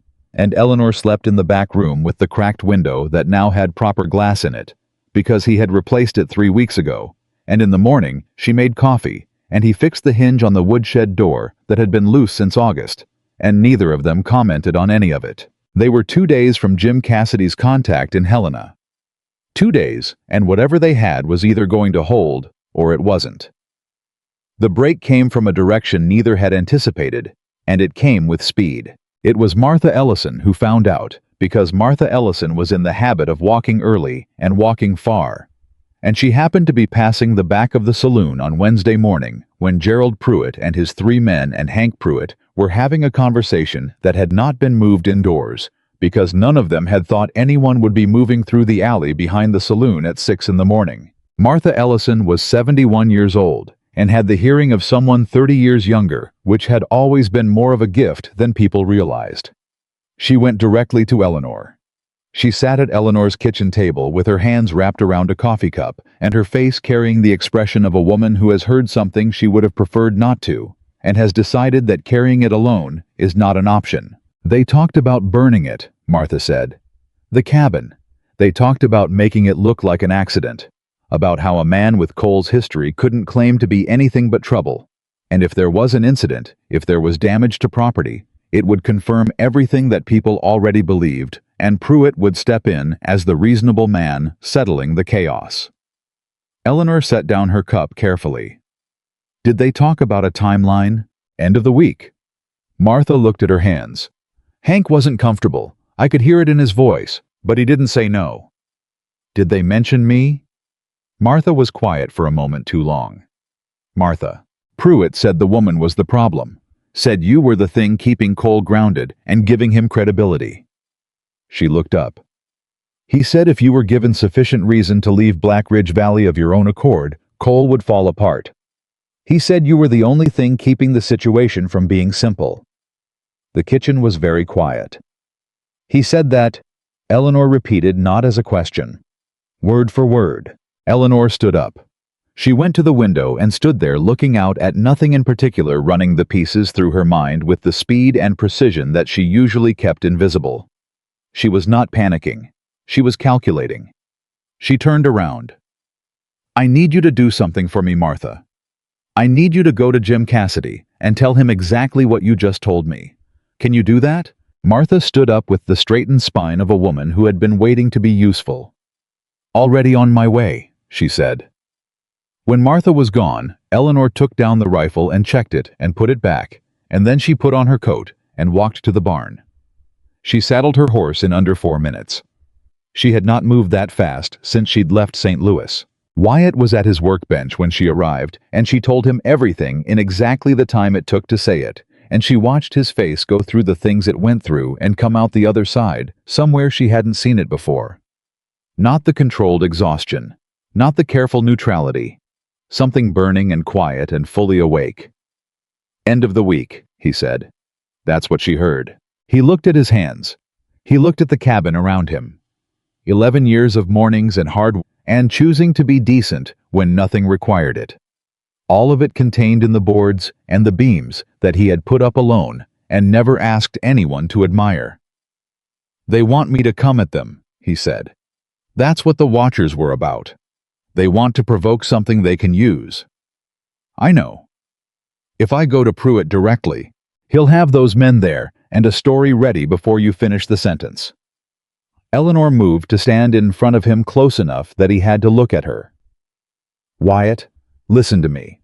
The answer to this is not a confrontation. The answer is the land record and Cassidy's contact in Helena and the legal truth." She held his gaze. "We have 2 days. We need to survive 2 days without giving Pruitt what he's looking for. I was looking at her with that direct intensity that he brought to things when something was very near to the surface. You said we again, he said. I've been saying it for a while now. I know. Something moved in his voice.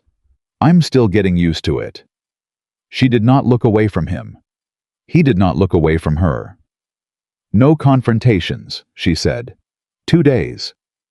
2 days, he agreed. And then we take it apart, she said.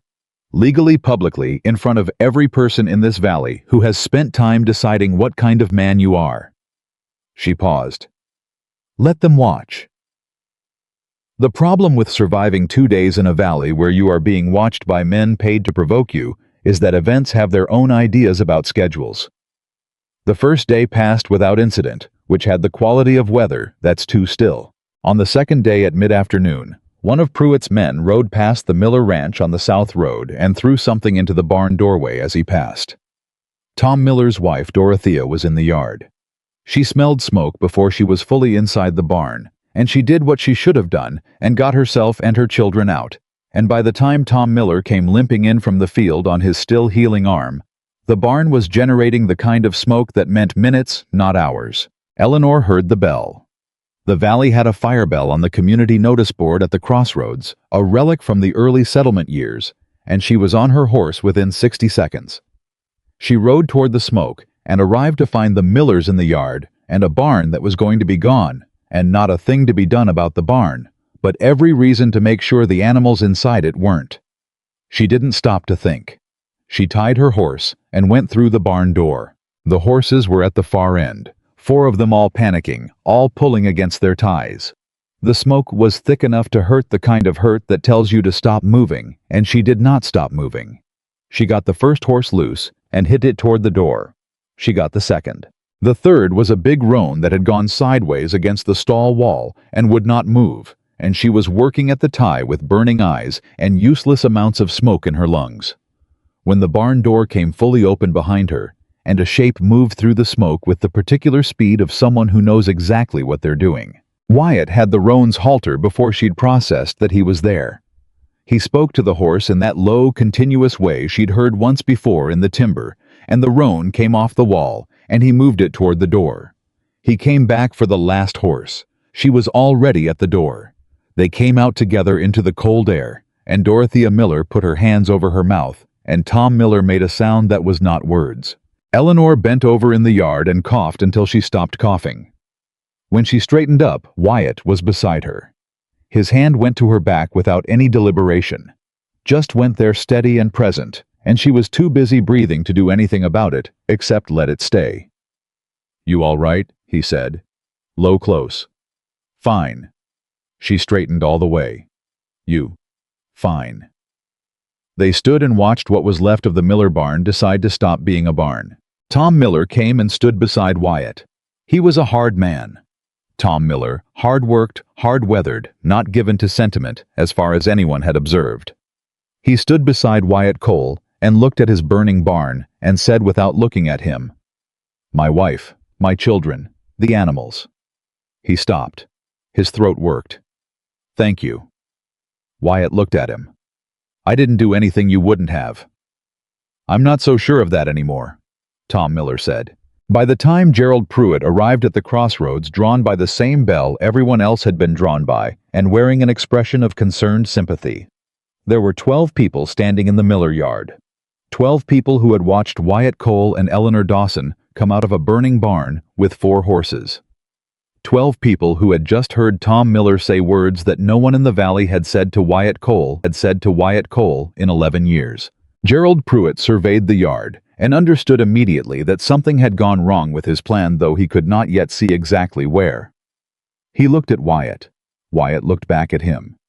There was a moment between them that was not a conversation, but contained everything a conversation would have held, and then Pruitt looked away first, which was seen by everyone present and noted by most. "Terrible thing," Pruitt said to the yard in general. "Anyone know how it started?" Silence. Then Dorothea Miller, who was standing with her children pressed against her sides, looked directly at Gerald Pruitt and said in a voice that carried to every corner of the yard, My husband saw your man on the South Road just before. The silence that fell then was a different quality from what had come before. Pruitt smiled. Now, Mrs. Miller, you're upset, and I understand that, but you can't go accusing. She's not the only one who saw him.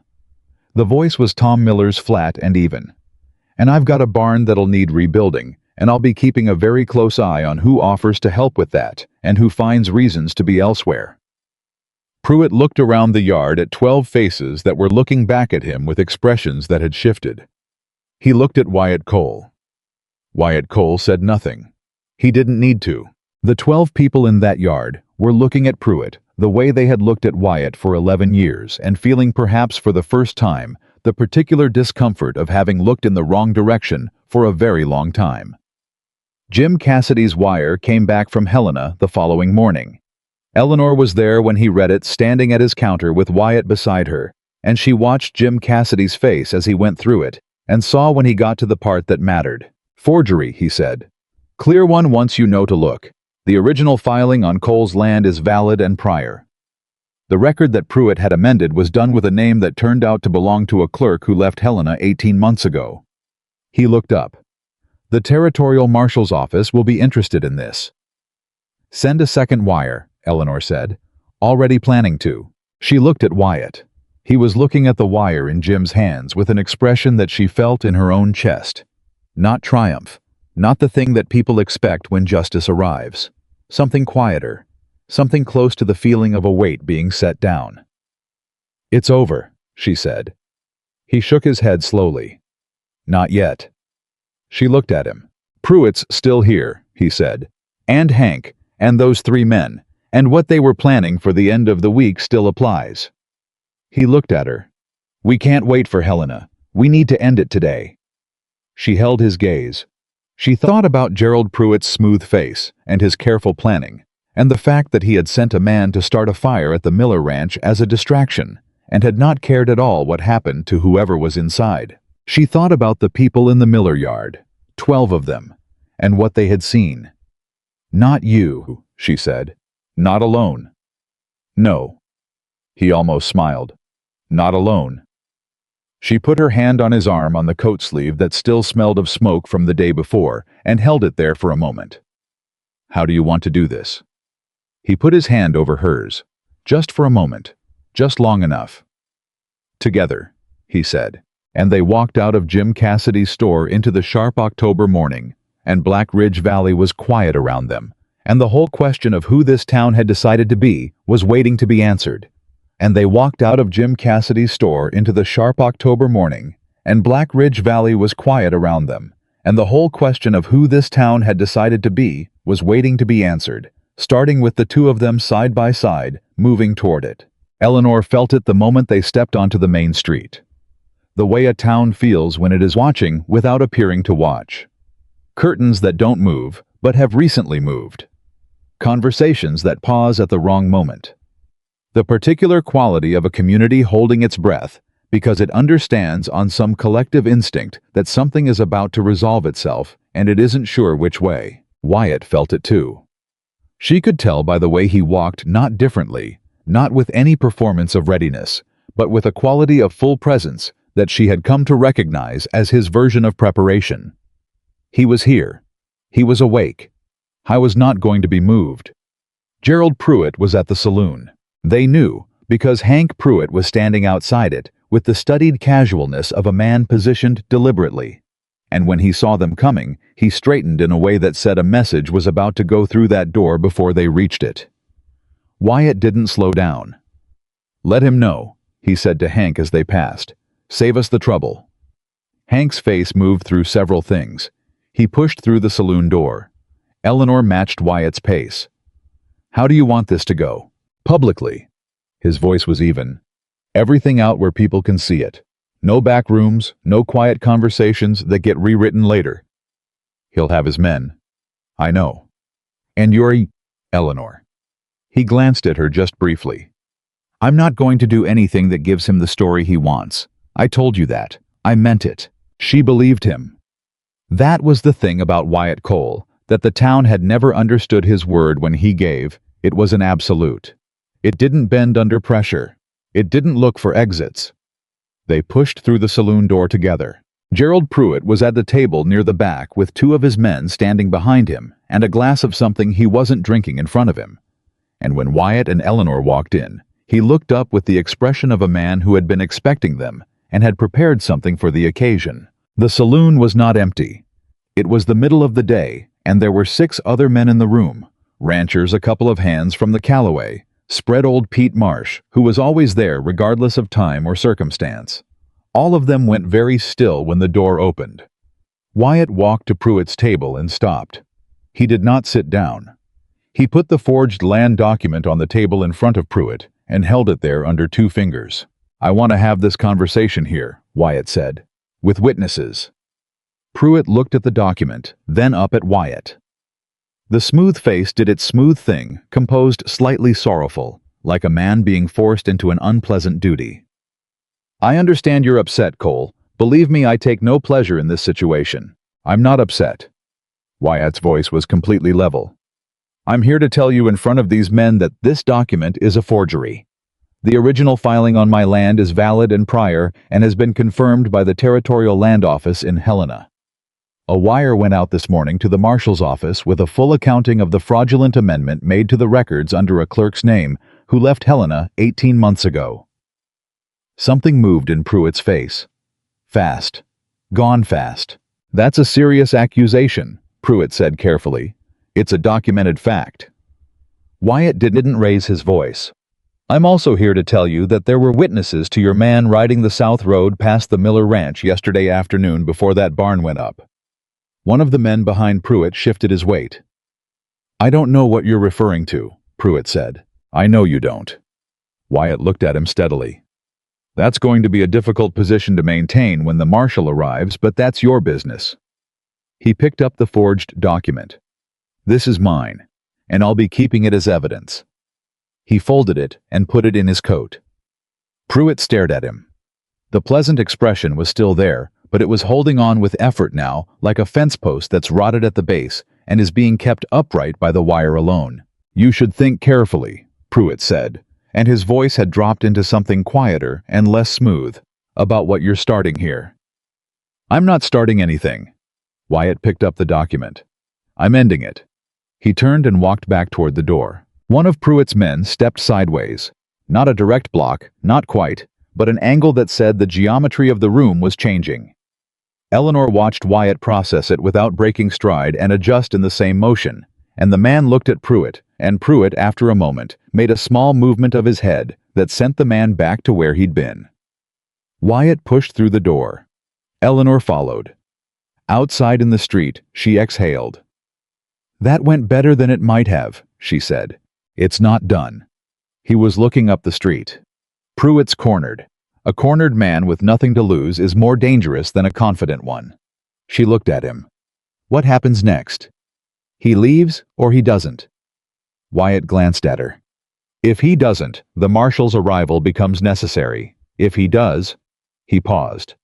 "The valley still has to decide something." "About you." "About what it's been," he said. "About what it wants to be." They walked back toward Cassidy's, and the town watched them go, and Eleanor could feel the question hanging in the air over every rooftop. The deciding happened faster than anyone expected, and it came from the person least expected to start it. Tom Miller was at Cassidy's store when they arrived. He had come on the same instinct that had brought him to every significant moment in the valley's history. The instinct of a working man who understands that some things have to be witnessed in person, or they don't count. He was standing at the counter with his one good arm resting on it, and when Wyatt walked in, he turned and looked at him with the direct assessing eyes of a man who has decided something and is going to see it through. "Heard what you just did in the saloon," Tom said. Wyatt stopped. "News travels." "Pete Marsh was there. Pete Marsh goes everywhere." Tom looked at him. "You put it all out in the open. Documents, evidence, the whole business. Didn't touch Pruitt, didn't threaten him. Just laid it out." "That's all there was to do." Tom nodded slowly. "My barn's gone," he said. 3 days of work to clear it. Month of work to rebuild minimum with one arm. My wife cried last night for the first time in 12 years of marriage." He stopped. His throat moved.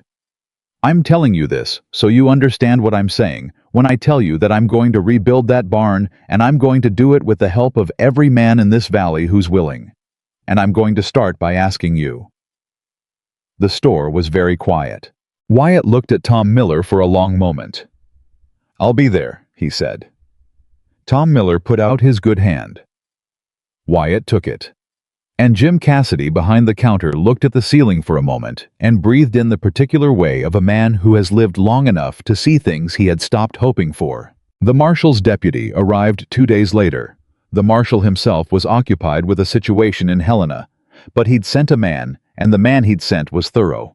He went to the saloon first and found that Gerald Pruitt had already gone, had ridden out the previous evening with his 3 hired men, leaving Hank Pruitt behind in the situation he'd helped create, which said everything about what Gerald Pruitt valued when things became expensive. Hank Pruitt met with the deputy for 2 hours. Eleanor heard about it from Jim Cassidy, who heard about it from the deputy himself, who was the kind of man who believed in keeping local contacts informed. Hank had given Gerald up completely. Every detail, the forgery scheme, the land record amendment, the plan for the barn, the letter under Eleanor's door, the 3 hired men, and what they'd been paid to do. He had given it all in a flat, exhausted voice, Cassidy said, like a man who has been carrying something heavy for months and is finally putting it down, even though the putting down has its own consequences. He's not a good man, Cassidy said. But he's not the same thing as his brother. No. Eleanor agreed. He's a man who made choices he can't unmake and has to live with the shape of them. You've got a generous interpretation of people. I've got a practical one, she said. Gerald Pruitt used his brother the same way he used everyone else. That doesn't excuse Hank, but it explains some of it. Cassidy looked at her with the expression he got sometimes, the one that said he was revising something upward. Cole's lucky you came to this valley, he said. Eleanor set down her coffee cup. I'm not sure luck is the right word, she said. My uncle left me that property. My marriage ended. The train went west. Every one of those things was its own particular disaster, and the combination of them put me here. She looked out the window. If that's luck, it has a strange sense of humor. Best kind, Cassidy said. Wyatt came to her cabin that evening, and he came differently than he usually did, with a quality of intention that she recognized, and that made the room feel smaller, in the way that rooms feel smaller when something that has been held at a careful distance is no longer being held there. She put coffee on without asking. He sat at the table without being invited. These 2 things happening simultaneously, without coordination, without comment, said more than most conversations she'd had in the last year. He was quiet for a while. She let him be. Pruitt's gone, he said finally. I heard. Deputy confirmed the land filing is clean. My claim stands. He turned the coffee cup in his hands. It's done. It's done, she agreed. Silence, but not an empty one. I've been thinking about something, he said. She waited. I've been on that ridge for 11 years telling myself I was fine with being alone. He looked at the table. Telling myself the only thing I needed was for people to leave me in peace, and that was enough, and I'd gotten past wanting anything else. He paused. I was lying. Eleanor held her coffee cup and said nothing, because this was the kind of thing that needed room. I didn't know I was lying. That might matter. I think I'd been alone long enough that I'd stopped being able to feel the difference between choosing something and just enduring it. He looked up at her. And then you knocked on your barn door at 5 in the morning and told me you were making coffee, like it was the most ordinary thing and something... He stopped. I don't have the right word for it. You don't need one, Eleanor said. He looked at her across the table. That direct, careful, fully awake look that she had come to know as the most honest thing about him. I don't want to go back to the way it was, he said. The ridge and the silence and the not letting myself feel the difference. His voice was low and even, but she could hear what was underneath it. I want... He stopped again. Wyatt. Her voice was gentle, but not soft. Finish the sentence. He held her gaze. I want whatever this is, he said. Whatever we've been doing these past months. I want it to be the thing my life is, not the thing that happens beside my life." The kitchen was absolutely still. Eleanor set her coffee down. She thought just for a moment about all the decisions that had brought her to this table. The failed marriage, and the dead father, and the letter from a lawyer she hadn't known to expect, and the westbound train, and the 5 in the morning frost, and a horse who had trusted a stranger before she'd had the chance to decide whether to. "I came to Montana to build something," she said. "I had a general notion of what that meant: the land, the cabin, the work. A life that belonged to me in a way my last one didn't." She looked at him. "I didn't account for the possibility that building something might include building it with someone." Something moved in his face. "Is that a yes?" he asked. Quiet, careful. Like a man who has not had occasion to ask questions like this in a very long time and isn't sure of the form. "That's a yes," Eleanor said. "That's a very firm yes." He sat with that for a moment. She watched it land, watched it travel through him in the way that true things travel, reaching places that have been closed and opening them one at a time. "I should tell you something," he said. "Tell me." "I'm not easy." He said it without apology, but without pride either, just fact. "I'm going to go quiet sometimes, for reasons that have nothing to do with you, and take a day to come back from it. I'm going to fix things without asking, because fixing things is how I show up when I don't have words. I'm going to be the largest and least graceful person at every social occasion this valley produces for the rest of its natural life." Eleanor looked at him steadily. "Are you finished?" "Probably not. I'll tell you something in return," she said. "I have opinions about everything. I will argue with you when I think you're wrong, and I will be right often enough to be annoying about it. I do not cry easily, but when I do it inconveniences me greatly, and I prefer to do it alone.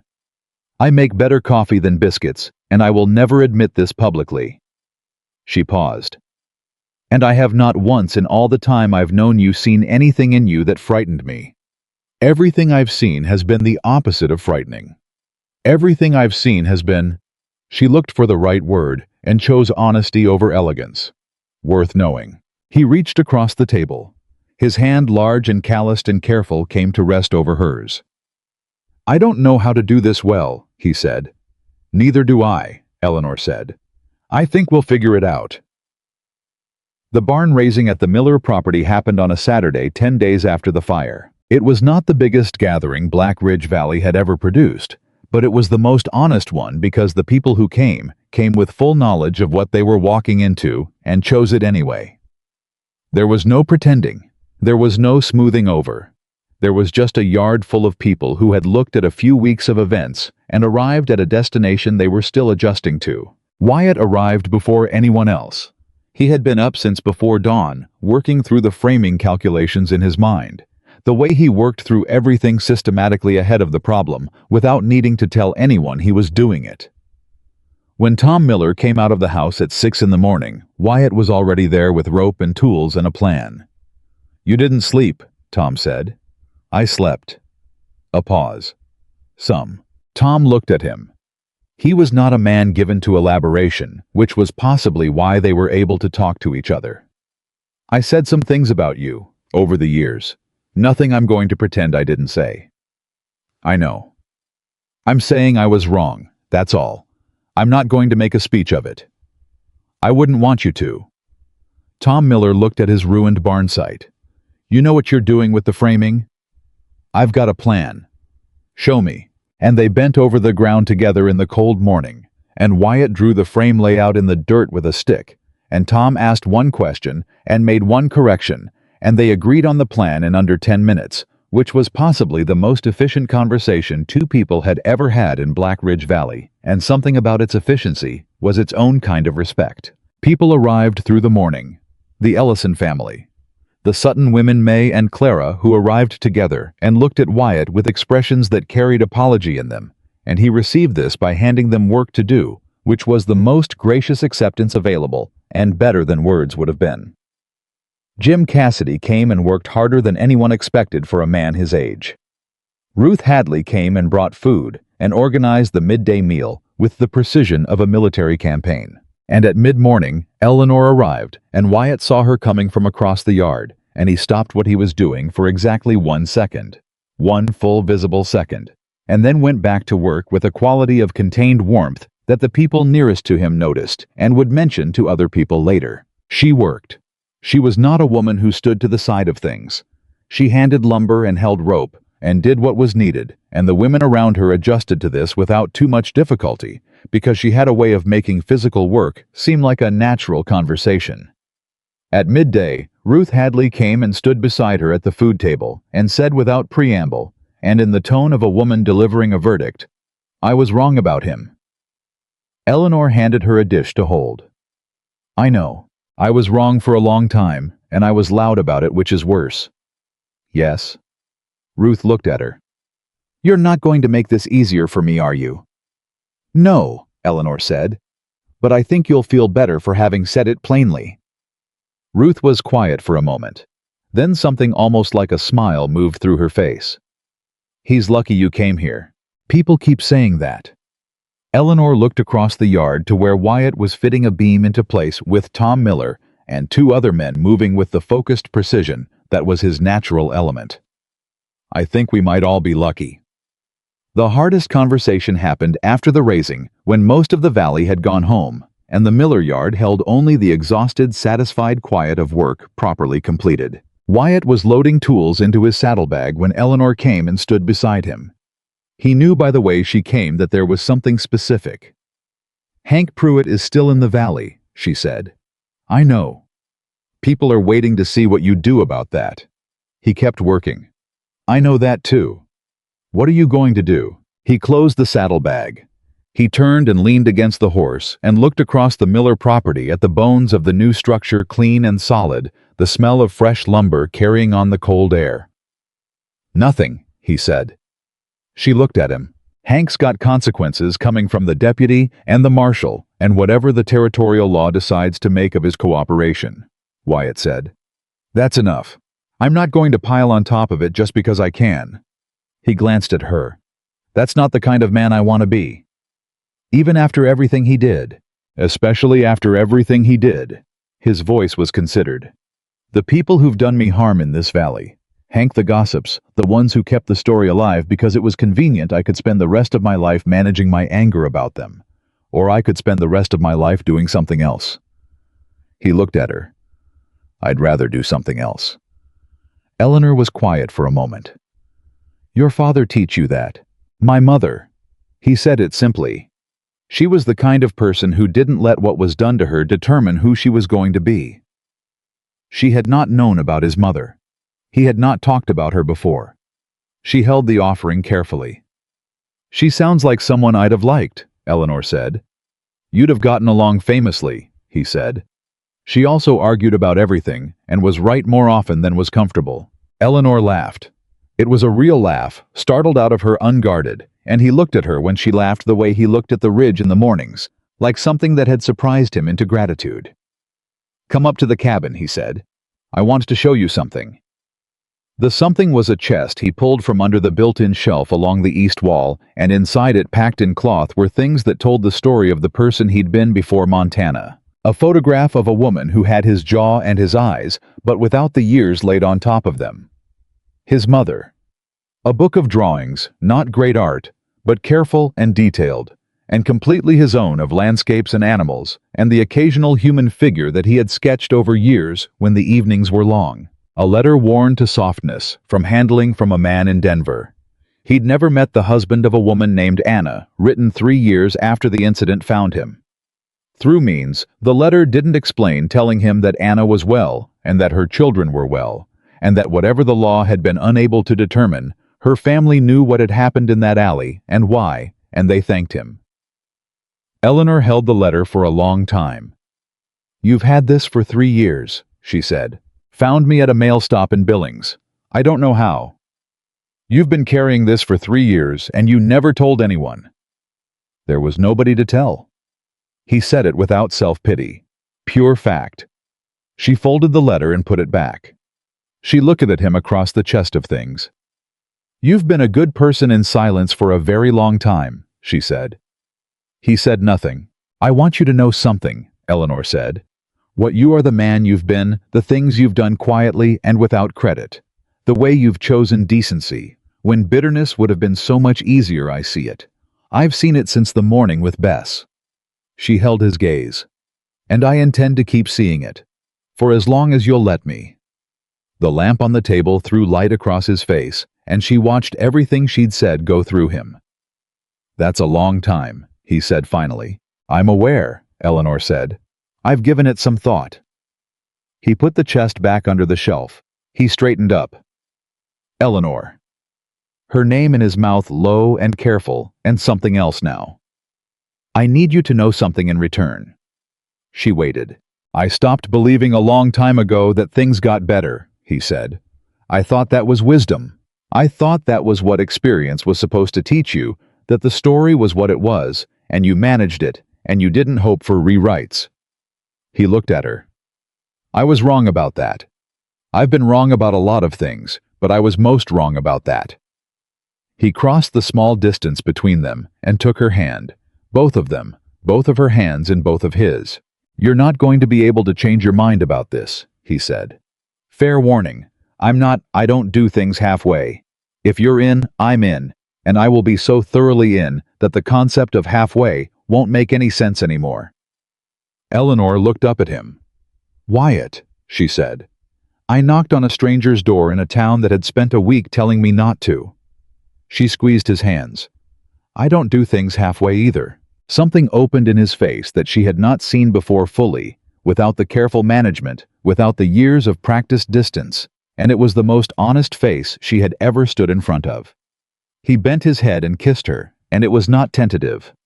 It was the kiss of a man who means what he says and says what he means, and has waited long enough to be done waiting. Outside, the October dark had settled over Black Ridge Valley, in the way it did at that season, clean and cold and absolute.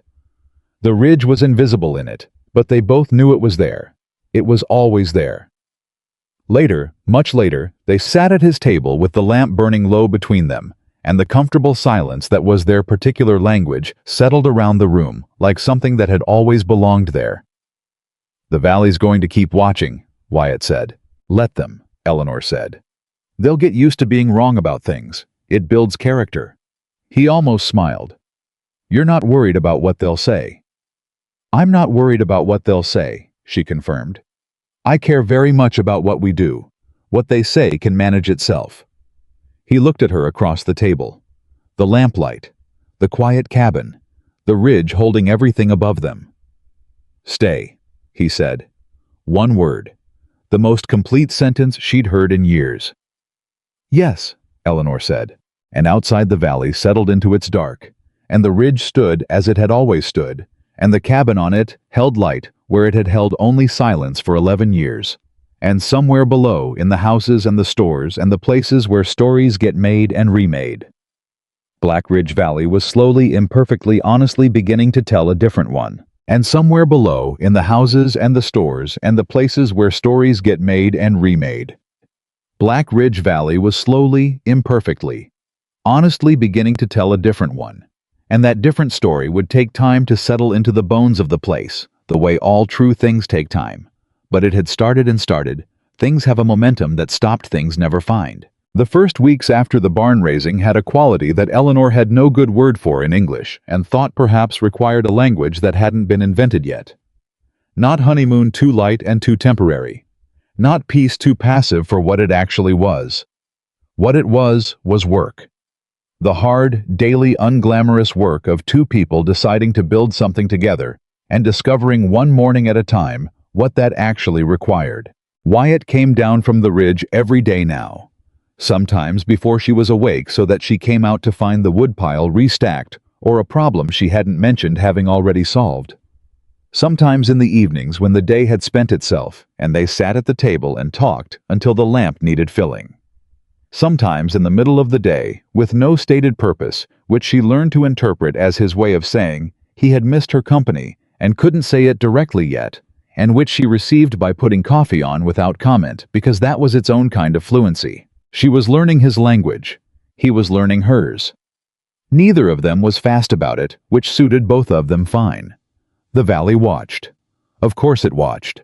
Small valleys always watch, and Black Ridge was no exception. But the quality of the watching had changed.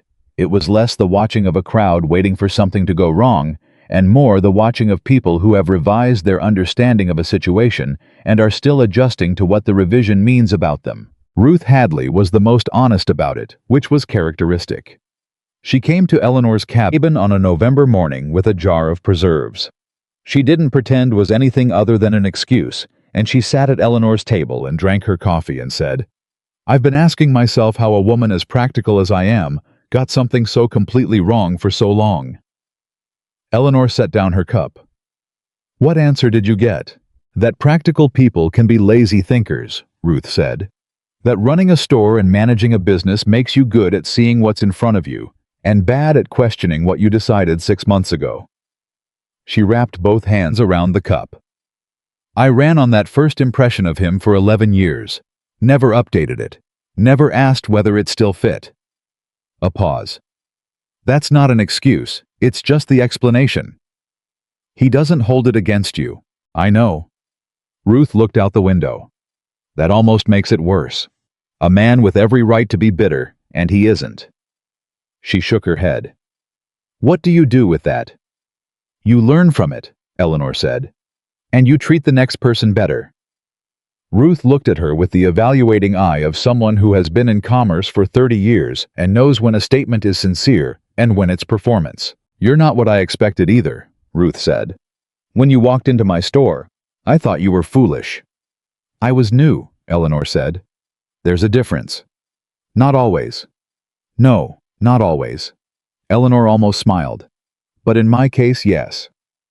Ruth left with the jar of preserves still on the table, and Eleanor thought about the conversation all afternoon, and decided that it was the best kind of honest, the kind that costs something and pays it anyway. November brought the cold in earnest, and the cold brought with it the particular intimacy of people who share warmth in a climate that doesn't offer it freely.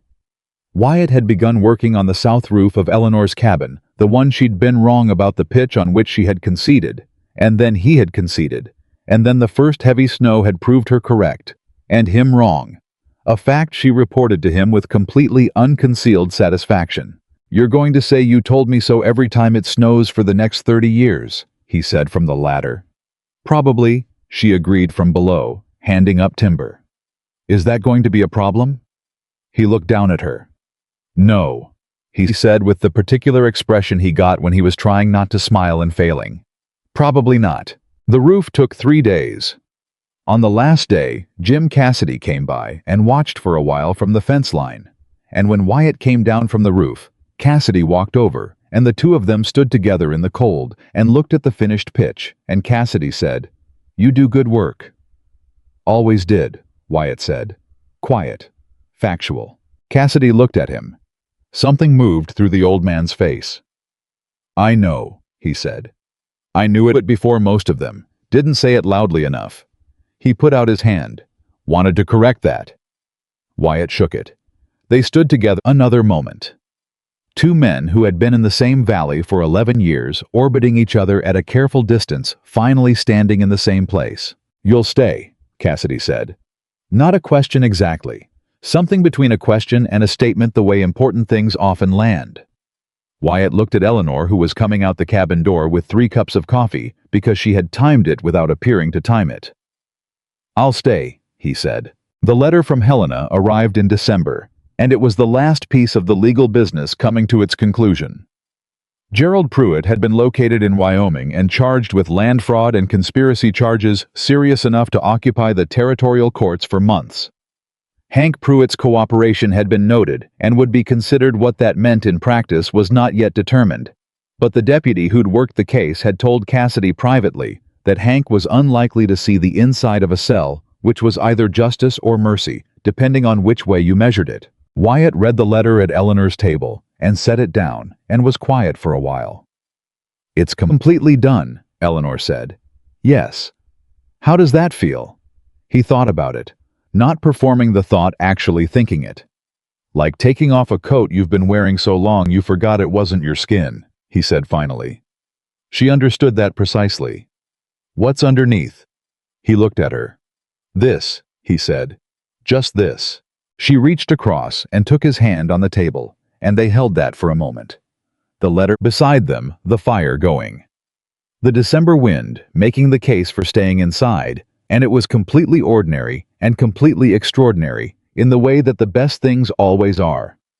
The thing that nobody in Black Ridge Valley had anticipated, the twist in the story that even Eleanor hadn't seen coming, arrived in January in the form of a woman and a boy. They came on the stage from Billings, arrived at the crossroads in the late afternoon, and stood in the cold, looking lost in the way of people who have traveled a very long way and are not certain they arrived at the right place. Eleanor was in town when they arrived. She noticed the woman first, late 30s, composed face with something careful held behind the composure. The boy beside her, maybe 11 or 12, and tall for his age, with eyes that moved quickly and took everything in. She might not have thought more about it, except that Ruth Hadley came out of the temporary store and looked at the woman and went completely still. Eleanor looked between them. The woman on the stage steps spoke first. "I'm looking for Wyatt Cole." The name moved through the small crowd of bystanders and settled. Eleanor stepped forward. She did not know what this was, but she knew with the instinct she trusted that it required a steady hand. "I can take you to him," she said. "I'm Eleanor Dawson. I know him well." The woman studied her with eyes that were doing a great deal of calculation. "Anna Reeves," she said. "This is my son Daniel." Eleanor went very still on the inside while keeping everything on the outside exactly as it was. "Anna. From Denver." The woman whose letter had been folded and refolded until the paper had gone soft in Wyatt's chest for 3 years. "Come with me," Eleanor said. "I'll take you to him." She sent a boy ahead on a fast horse to the cabin, while she drove Anna and Daniel in her wagon, and by the time they reached the ridge road, Wyatt was coming down it on foot, having covered ground faster than most men could on horseback, when something important was moving toward him. He saw the wagon. He saw Eleanor driving it. He saw the woman beside her, and the boy, and she watched from 30 yards away as recognition moved through him. Slow at first, then immediate and total, like something that had been waiting 11 years for this exact moment. He stopped in the road. Eleanor pulled the wagon to a stop a few feet from him. Nobody said anything for a full 10 seconds, which is a very long time when the air between people has that particular charge. Anna Reeves climbed down from the wagon without help. She stood in the road in front of Wyatt Cole and looked at him with the eyes of someone who has rehearsed this moment many times and found now that it's arrived that none of the rehearsal is useful. "My husband found you," she said. "In Billings. He didn't tell me until after. He said he needed to know you were all right before I did." Wyatt's voice when it came was not quite steady. "Anna, I had to come," she said. "I couldn't. We wrote the letter, and I thought it would be enough. It wasn't enough." She stopped. Her composure was managing itself by a narrow margin. "You went in that alley for a stranger. You lost everything because of it. I had to come and say it to your face." The boy Daniel was watching Wyatt with the focused attention of someone storing something away. He was tall and serious, and his eyes were his mother's. "This is Daniel," Anna said. "He's the youngest. He was 2 years old when it happened." A pause. "He knows the whole story. I made sure of it. I didn't want him growing up thinking the world was only the hard parts of it. I needed him to know there were men in it like you." Wyatt looked at the boy. Daniel looked back at him. Then he put out his hand with a gravity that was completely unchildlike and said, "My mother talks about you like you're the reason we're still a family." Wyatt shook his hand. He held it a moment longer than was strictly necessary. His face was doing the thing it did, sometimes holding more than it was showing, which was itself showing more than it usually did. "How long are you in the valley?" Wyatt asked. "A week," Anna said. "My husband couldn't leave the business longer." "Then you'll stay at Eleanor's place," he said without looking at Eleanor for permission. He looked at her a moment later, something in his eyes that asked rather than assumed. "Already planning on it," Eleanor said, and meant it. The week that followed was one that Eleanor would keep in the private collection of things she returned to when she needed to remember what mattered. Anna Reeves was not a woman who dramatized things. She had survived something terrible, and built a life afterward with a directness and practicality that Eleanor recognized and respected immediately. They got along with the ease of two people who share a fundamental approach to difficulty, head-on, eyes open, no performance. Anna told Eleanor the full story on the second evening quietly, while Daniel was asleep and Wyatt had gone out to check the horses in the way he did when he needed thinking room. She told it plainly. The alley. The man. The moment she'd looked up from the ground and seen a stranger running toward her, not away. The aftermath and what the aftermath cost him, and how she had carried that cost like a debt she hadn't known how to pay. 3 years ago, my husband found him, Anna said. Wrote the letter. I wanted to write it myself, but I didn't have the words. I thought I would when it came to it. I didn't. She looked at her hands. I still don't really. The right words don't exist for it. He kept the letter, Eleanor said. He's had it in a chest under his shelf for 3 years. He took it out sometimes. She paused. He thought you were the only people in the world who knew what actually happened. Anna was quiet for a moment. We were, she said. Until you. Eleanor looked at her. He told me about you, Anna said. This afternoon when we sat and talked. He told me the way a man talks about someone when he's trying to describe something he doesn't fully have language for. She looked at Eleanor steadily. You changed the course of his life. He changed his own course, Eleanor said. I just refused to accept the story they'd written for him. That's not a small thing, Anna said, for a man who'd accepted it himself. Eleanor thought about that for a long time after Anna went to bed. The morning Anna and Daniel left was a Tuesday, cold and clear. Wyatt lifted Daniel's bag onto the stage without being asked, the way he did practical things quietly and ahead of the need for them. Daniel watched him with that same gravity he'd had from the first moment, and at the last minute before climbing up, he turned. I want to be like you when I grow up, Daniel said. Wyatt looked down at him. Something crossed his face that was almost painful to watch. Not sad exactly, but the feeling of receiving something you didn't know you were hungry for. Be better, Wyatt said. Be better than me and be it sooner. Daniel considered this with the seriousness it deserved. I'll try, he said, and climbed up. Anna took Eleanor's hand before she stepped up herself. She didn't say anything. She didn't need to. The pressure of her hand said everything the words hadn't managed, and Eleanor pressed back, and that was sufficient. The stage moved off down the valley road. Wyatt and Eleanor stood and watched it go. When it was out of sight, Wyatt stood in the cold for a moment longer than the occasion required. All right, Eleanor asked. Better than all right, he said. And she believed him. Jesse. Spring came to Black Ridge Valley in the particular Montana way, not gently, not gradually, but as a decision. 1 week, the ground was frozen. The next, something underneath it woke up and meant business, and the air changed overnight from something endured to something chosen. Eleanor was in her garden the morning Jim Cassidy came riding up the lane faster than Jim Cassidy had ridden anywhere in recent memory. There's a man at the store, he said, breathing harder than the ride strictly accounted for. Asking questions. She straightened up. What kind of questions? About Cole. About the business with Pruitt. About what Cole did in the fire last fall. Cassidy paused. He's from the Helena Courier, says he's writing something. Eleanor set down her garden tool. She thought about Wyatt up on the ridge working the upper fence line this morning. She thought about the story the courier might tell and what Wyatt would feel about being a story. Don't send him up there without warning, she said. I wasn't going to. I came here first. Good. Take him to the saloon. Give him coffee. I'll go up and tell Wyatt. She was on her horse in under 3 minutes. Wyatt's reaction to the news was exactly what she expected and exactly what she'd hoped for simultaneously, which was the combination she was beginning to recognize as characteristic of him. He said no, immediately and without negotiation. Then she talked. Not arguing, explaining. Laying out the thing she'd been thinking on the ride up, which was that the story of Gerald Pruitt's scheme and the forged land records and the fire at the Miller barn was a matter of public record, and the courier was going to write something about it, whether Wyatt cooperated or not, and the only question was whether the version that reached readers would be the accurate one or the shaped one. He was quiet through all of this.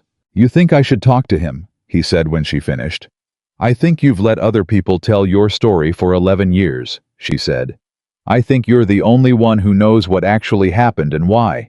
And I think Daniel Reeves is going to grow up in a world where stories get told, and I'd like the one told about you to be the true one." He looked at her for a long moment. "You're using the boy." "I'm using the truth," she said. "The boy is just where the truth lives right now." He looked away. She watched him work through it, the resistance and the reason pulling in opposite directions, and the slow resolution of it. "I'll talk to him," he said. "Once. You're there the whole time." "Where else would I be?" Eleanor said. The reporter's name was Fletcher Young, and eager, and smart enough to know that the story in front of him was better than anything he'd expected to find in a small Montana valley. He had a good ear. Eleanor noticed that immediately, the kind that catches what's underneath the words as much as the words themselves. Wyatt talked for 2 hours. He talked about Colorado in the flat, factual way he'd told Eleanor, and Fletcher listened without interrupting, which was the right call. He talked about coming to Montana and building the cabin and the 11 years of being the town's designated fear. And his voice stayed level through all of it, not because he didn't feel it. Eleanor knew, but because feeling something and performing it had always been for him completely different things. Fletcher asked about the fire, about Ruth Hadley's granddaughter, about the barn at the Miller place. "Why?" Fletcher asked. "Both times, why go in, why run toward it?" Wyatt was quiet for a moment. "Because it needed doing," he said. "And I was the one there." He paused. "And because Eleanor told me once that a man's heart isn't defined by how others treat him. I'd been letting other people define mine for a long time. I was done with that." Fletcher wrote it down. Then he asked the question Eleanor hadn't expected him to get to. "The woman in Denver, Anna Reeves, she came here in January." Wyatt looked at him. "How do you know that?" "A stage driver mentioned it," I followed up. Fletcher looked at his notes, then up. "She came all the way from Denver to thank you, after 11 years. What did that feel like?" Wyatt held the question. Eleanor watched him hold it. "Like proof," he said finally. "That the thing I'd been telling myself for 11 years, that people can't change their minds, that once they've decided something about you, that's all there is, was wrong." He looked at the table. "I needed to know I'd been wrong about that. She gave me that." Fletcher nodded. He closed his notebook. "Mr. Cole," he said, "this is going to be a good story." "Just make it the true one," Wyatt said. "That's the same thing," Fletcher said. "In this case." Chan. The piece ran in the Helena Courier. 6 weeks later, and it traveled the way pieces travel when they've got something real at the center of them. Out from Helena to the territorial papers, east to the Associated Press wire, and from there to places that had never heard of Black Ridge Valley or Montana Territory, or a man named Wyatt Cole. The response that came back to the valley was not what anyone had predicted. Letters. Dozens of them, then more. From men who recognized something in Wyatt's story that they recognized in themselves. The years of being read wrong. The patience required to keep being decent when nothing rewarded it. The question of whether it was possible to be seen clearly by anyone after long enough being misread. From women who had watched men they knew carry that same particular weight and hadn't known how to name it. From people who had made their own mistakes in Colorado, or wherever their Colorado was, and who read about Anna Reeves making a 1,000-mile trip to close a debt, and felt for the first time that some things were capable of being made right. Ruth Hadley read the piece 3 times. Eleanor saw her at the store the day after it arrived in the valley, and Ruth was behind the counter with the Courier open in front of her, and her face arranged in the expression of a woman processing something that requires processing. "He could have said worse about us," Ruth said. "He said what was true," Eleanor said. "The true version is kinder than we deserve." "He's a kinder man than we deserved," Eleanor said. "That's the point." Ruth looked at her.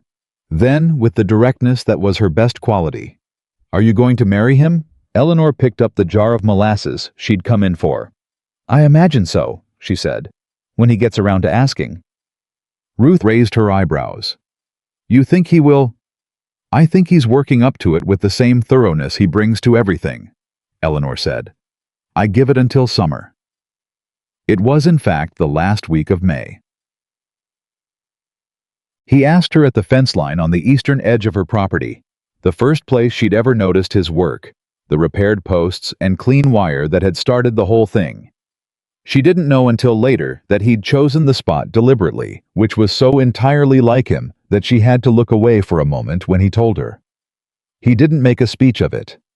He was incapable of speeches, which she had come to regard as one of his finest qualities. He said, I want you to come up to the cabin, not for an evening, permanently. I want your things there and mine together, and the door open because you live there, not because you're visiting. She looked at him at the fence line at the repaired posts she'd wondered about on her 7th day in the valley, at this man who had been quietly and stubbornly decent in a world that had given him every reason not to be. Yes, she said. The same word she'd said at the kitchen table in October, but carrying more now all the months that had accumulated all the mornings, and the conversations, and the silences, and the work of two people deciding to be in each other's lives completely. That's it, he asked. Just yes. What else do you need? She said. He thought about it. Nothing, he said. Nothing else. He reached out and took her hand at the fence line. The eastern fence line, the one he had fixed 11 years into his solitude because it needed doing, and he was there, and they stood together and looked at the valley below them, the town with its complicated memory and its slow improving honesty. The Miller barn rebuilt, and solid the ridge behind them, and the cabin on it, and the whole of the life ahead of them, arranged like something that had been waiting for them to find the right angle to see it from. Years later, enough years, that the story had been told so many times, it had settled into the valley, like topsoil, something that fed everything growing on top of it. People in Black Ridge Valley would try to explain to newcomers what Wyatt Cole was. Not what he had been. Not the story they'd told for 11 years. What he actually was. They would talk about the fire and the child. They would talk about Martha Ellison's fence, and Tom Miller's fence, and the dozen other fences and roofs, and broken things he had fixed without asking. They would talk about the barn raising, and the way he and Tom Miller had bent over a plan drawn in dirt at 6 in the morning, and gotten it right between them in 10 minutes, which somehow said more about both men than either of them would have wanted said. They would mention Eleanor. Always Eleanor. The woman who had walked into the general store on her first day in the valley, and said his name like it was just a name. Ruth Hadley, when she told the story in her later years, always started there. At that counter. At the bolt of cloth she'd set down. At the girl from St. Louis, who had looked at her with the patience of someone waiting for the actual information to start. She wasn't afraid, Ruth would say. And that was the thing none of us had thought to try. The version that Jim Cassidy told was quieter, and went further back to the years before Eleanor arrived, when Wyatt had been in the valley alone, and Cassidy had watched from a respectable distance a man make the choice over and over and over again to be decent to a community that had decided in advance what he was. He never stopped, Cassidy would say. That's the thing. He was angry. Of course he was angry. He had every right, but he never let the anger become the thing he was. He kept being something better than what they said about him every day for 11 years, with nobody watching. A pause. A man who does that in private is telling you who he actually is.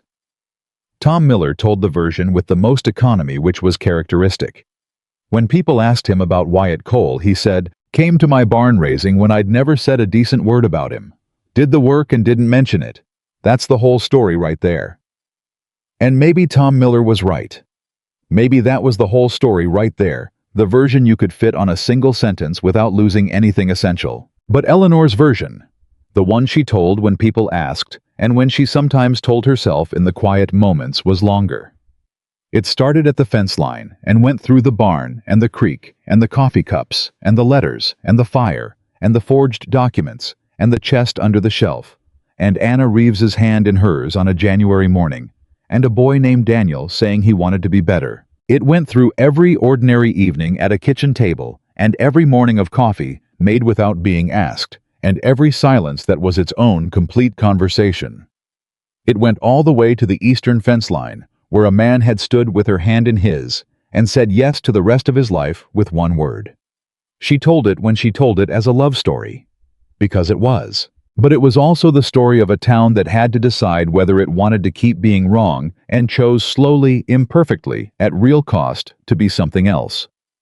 And it was the story of a man who had lived inside a lie other people told about him for so long that he'd nearly made it true, and who had been reached at the last by someone who refused to learn the lie by heart.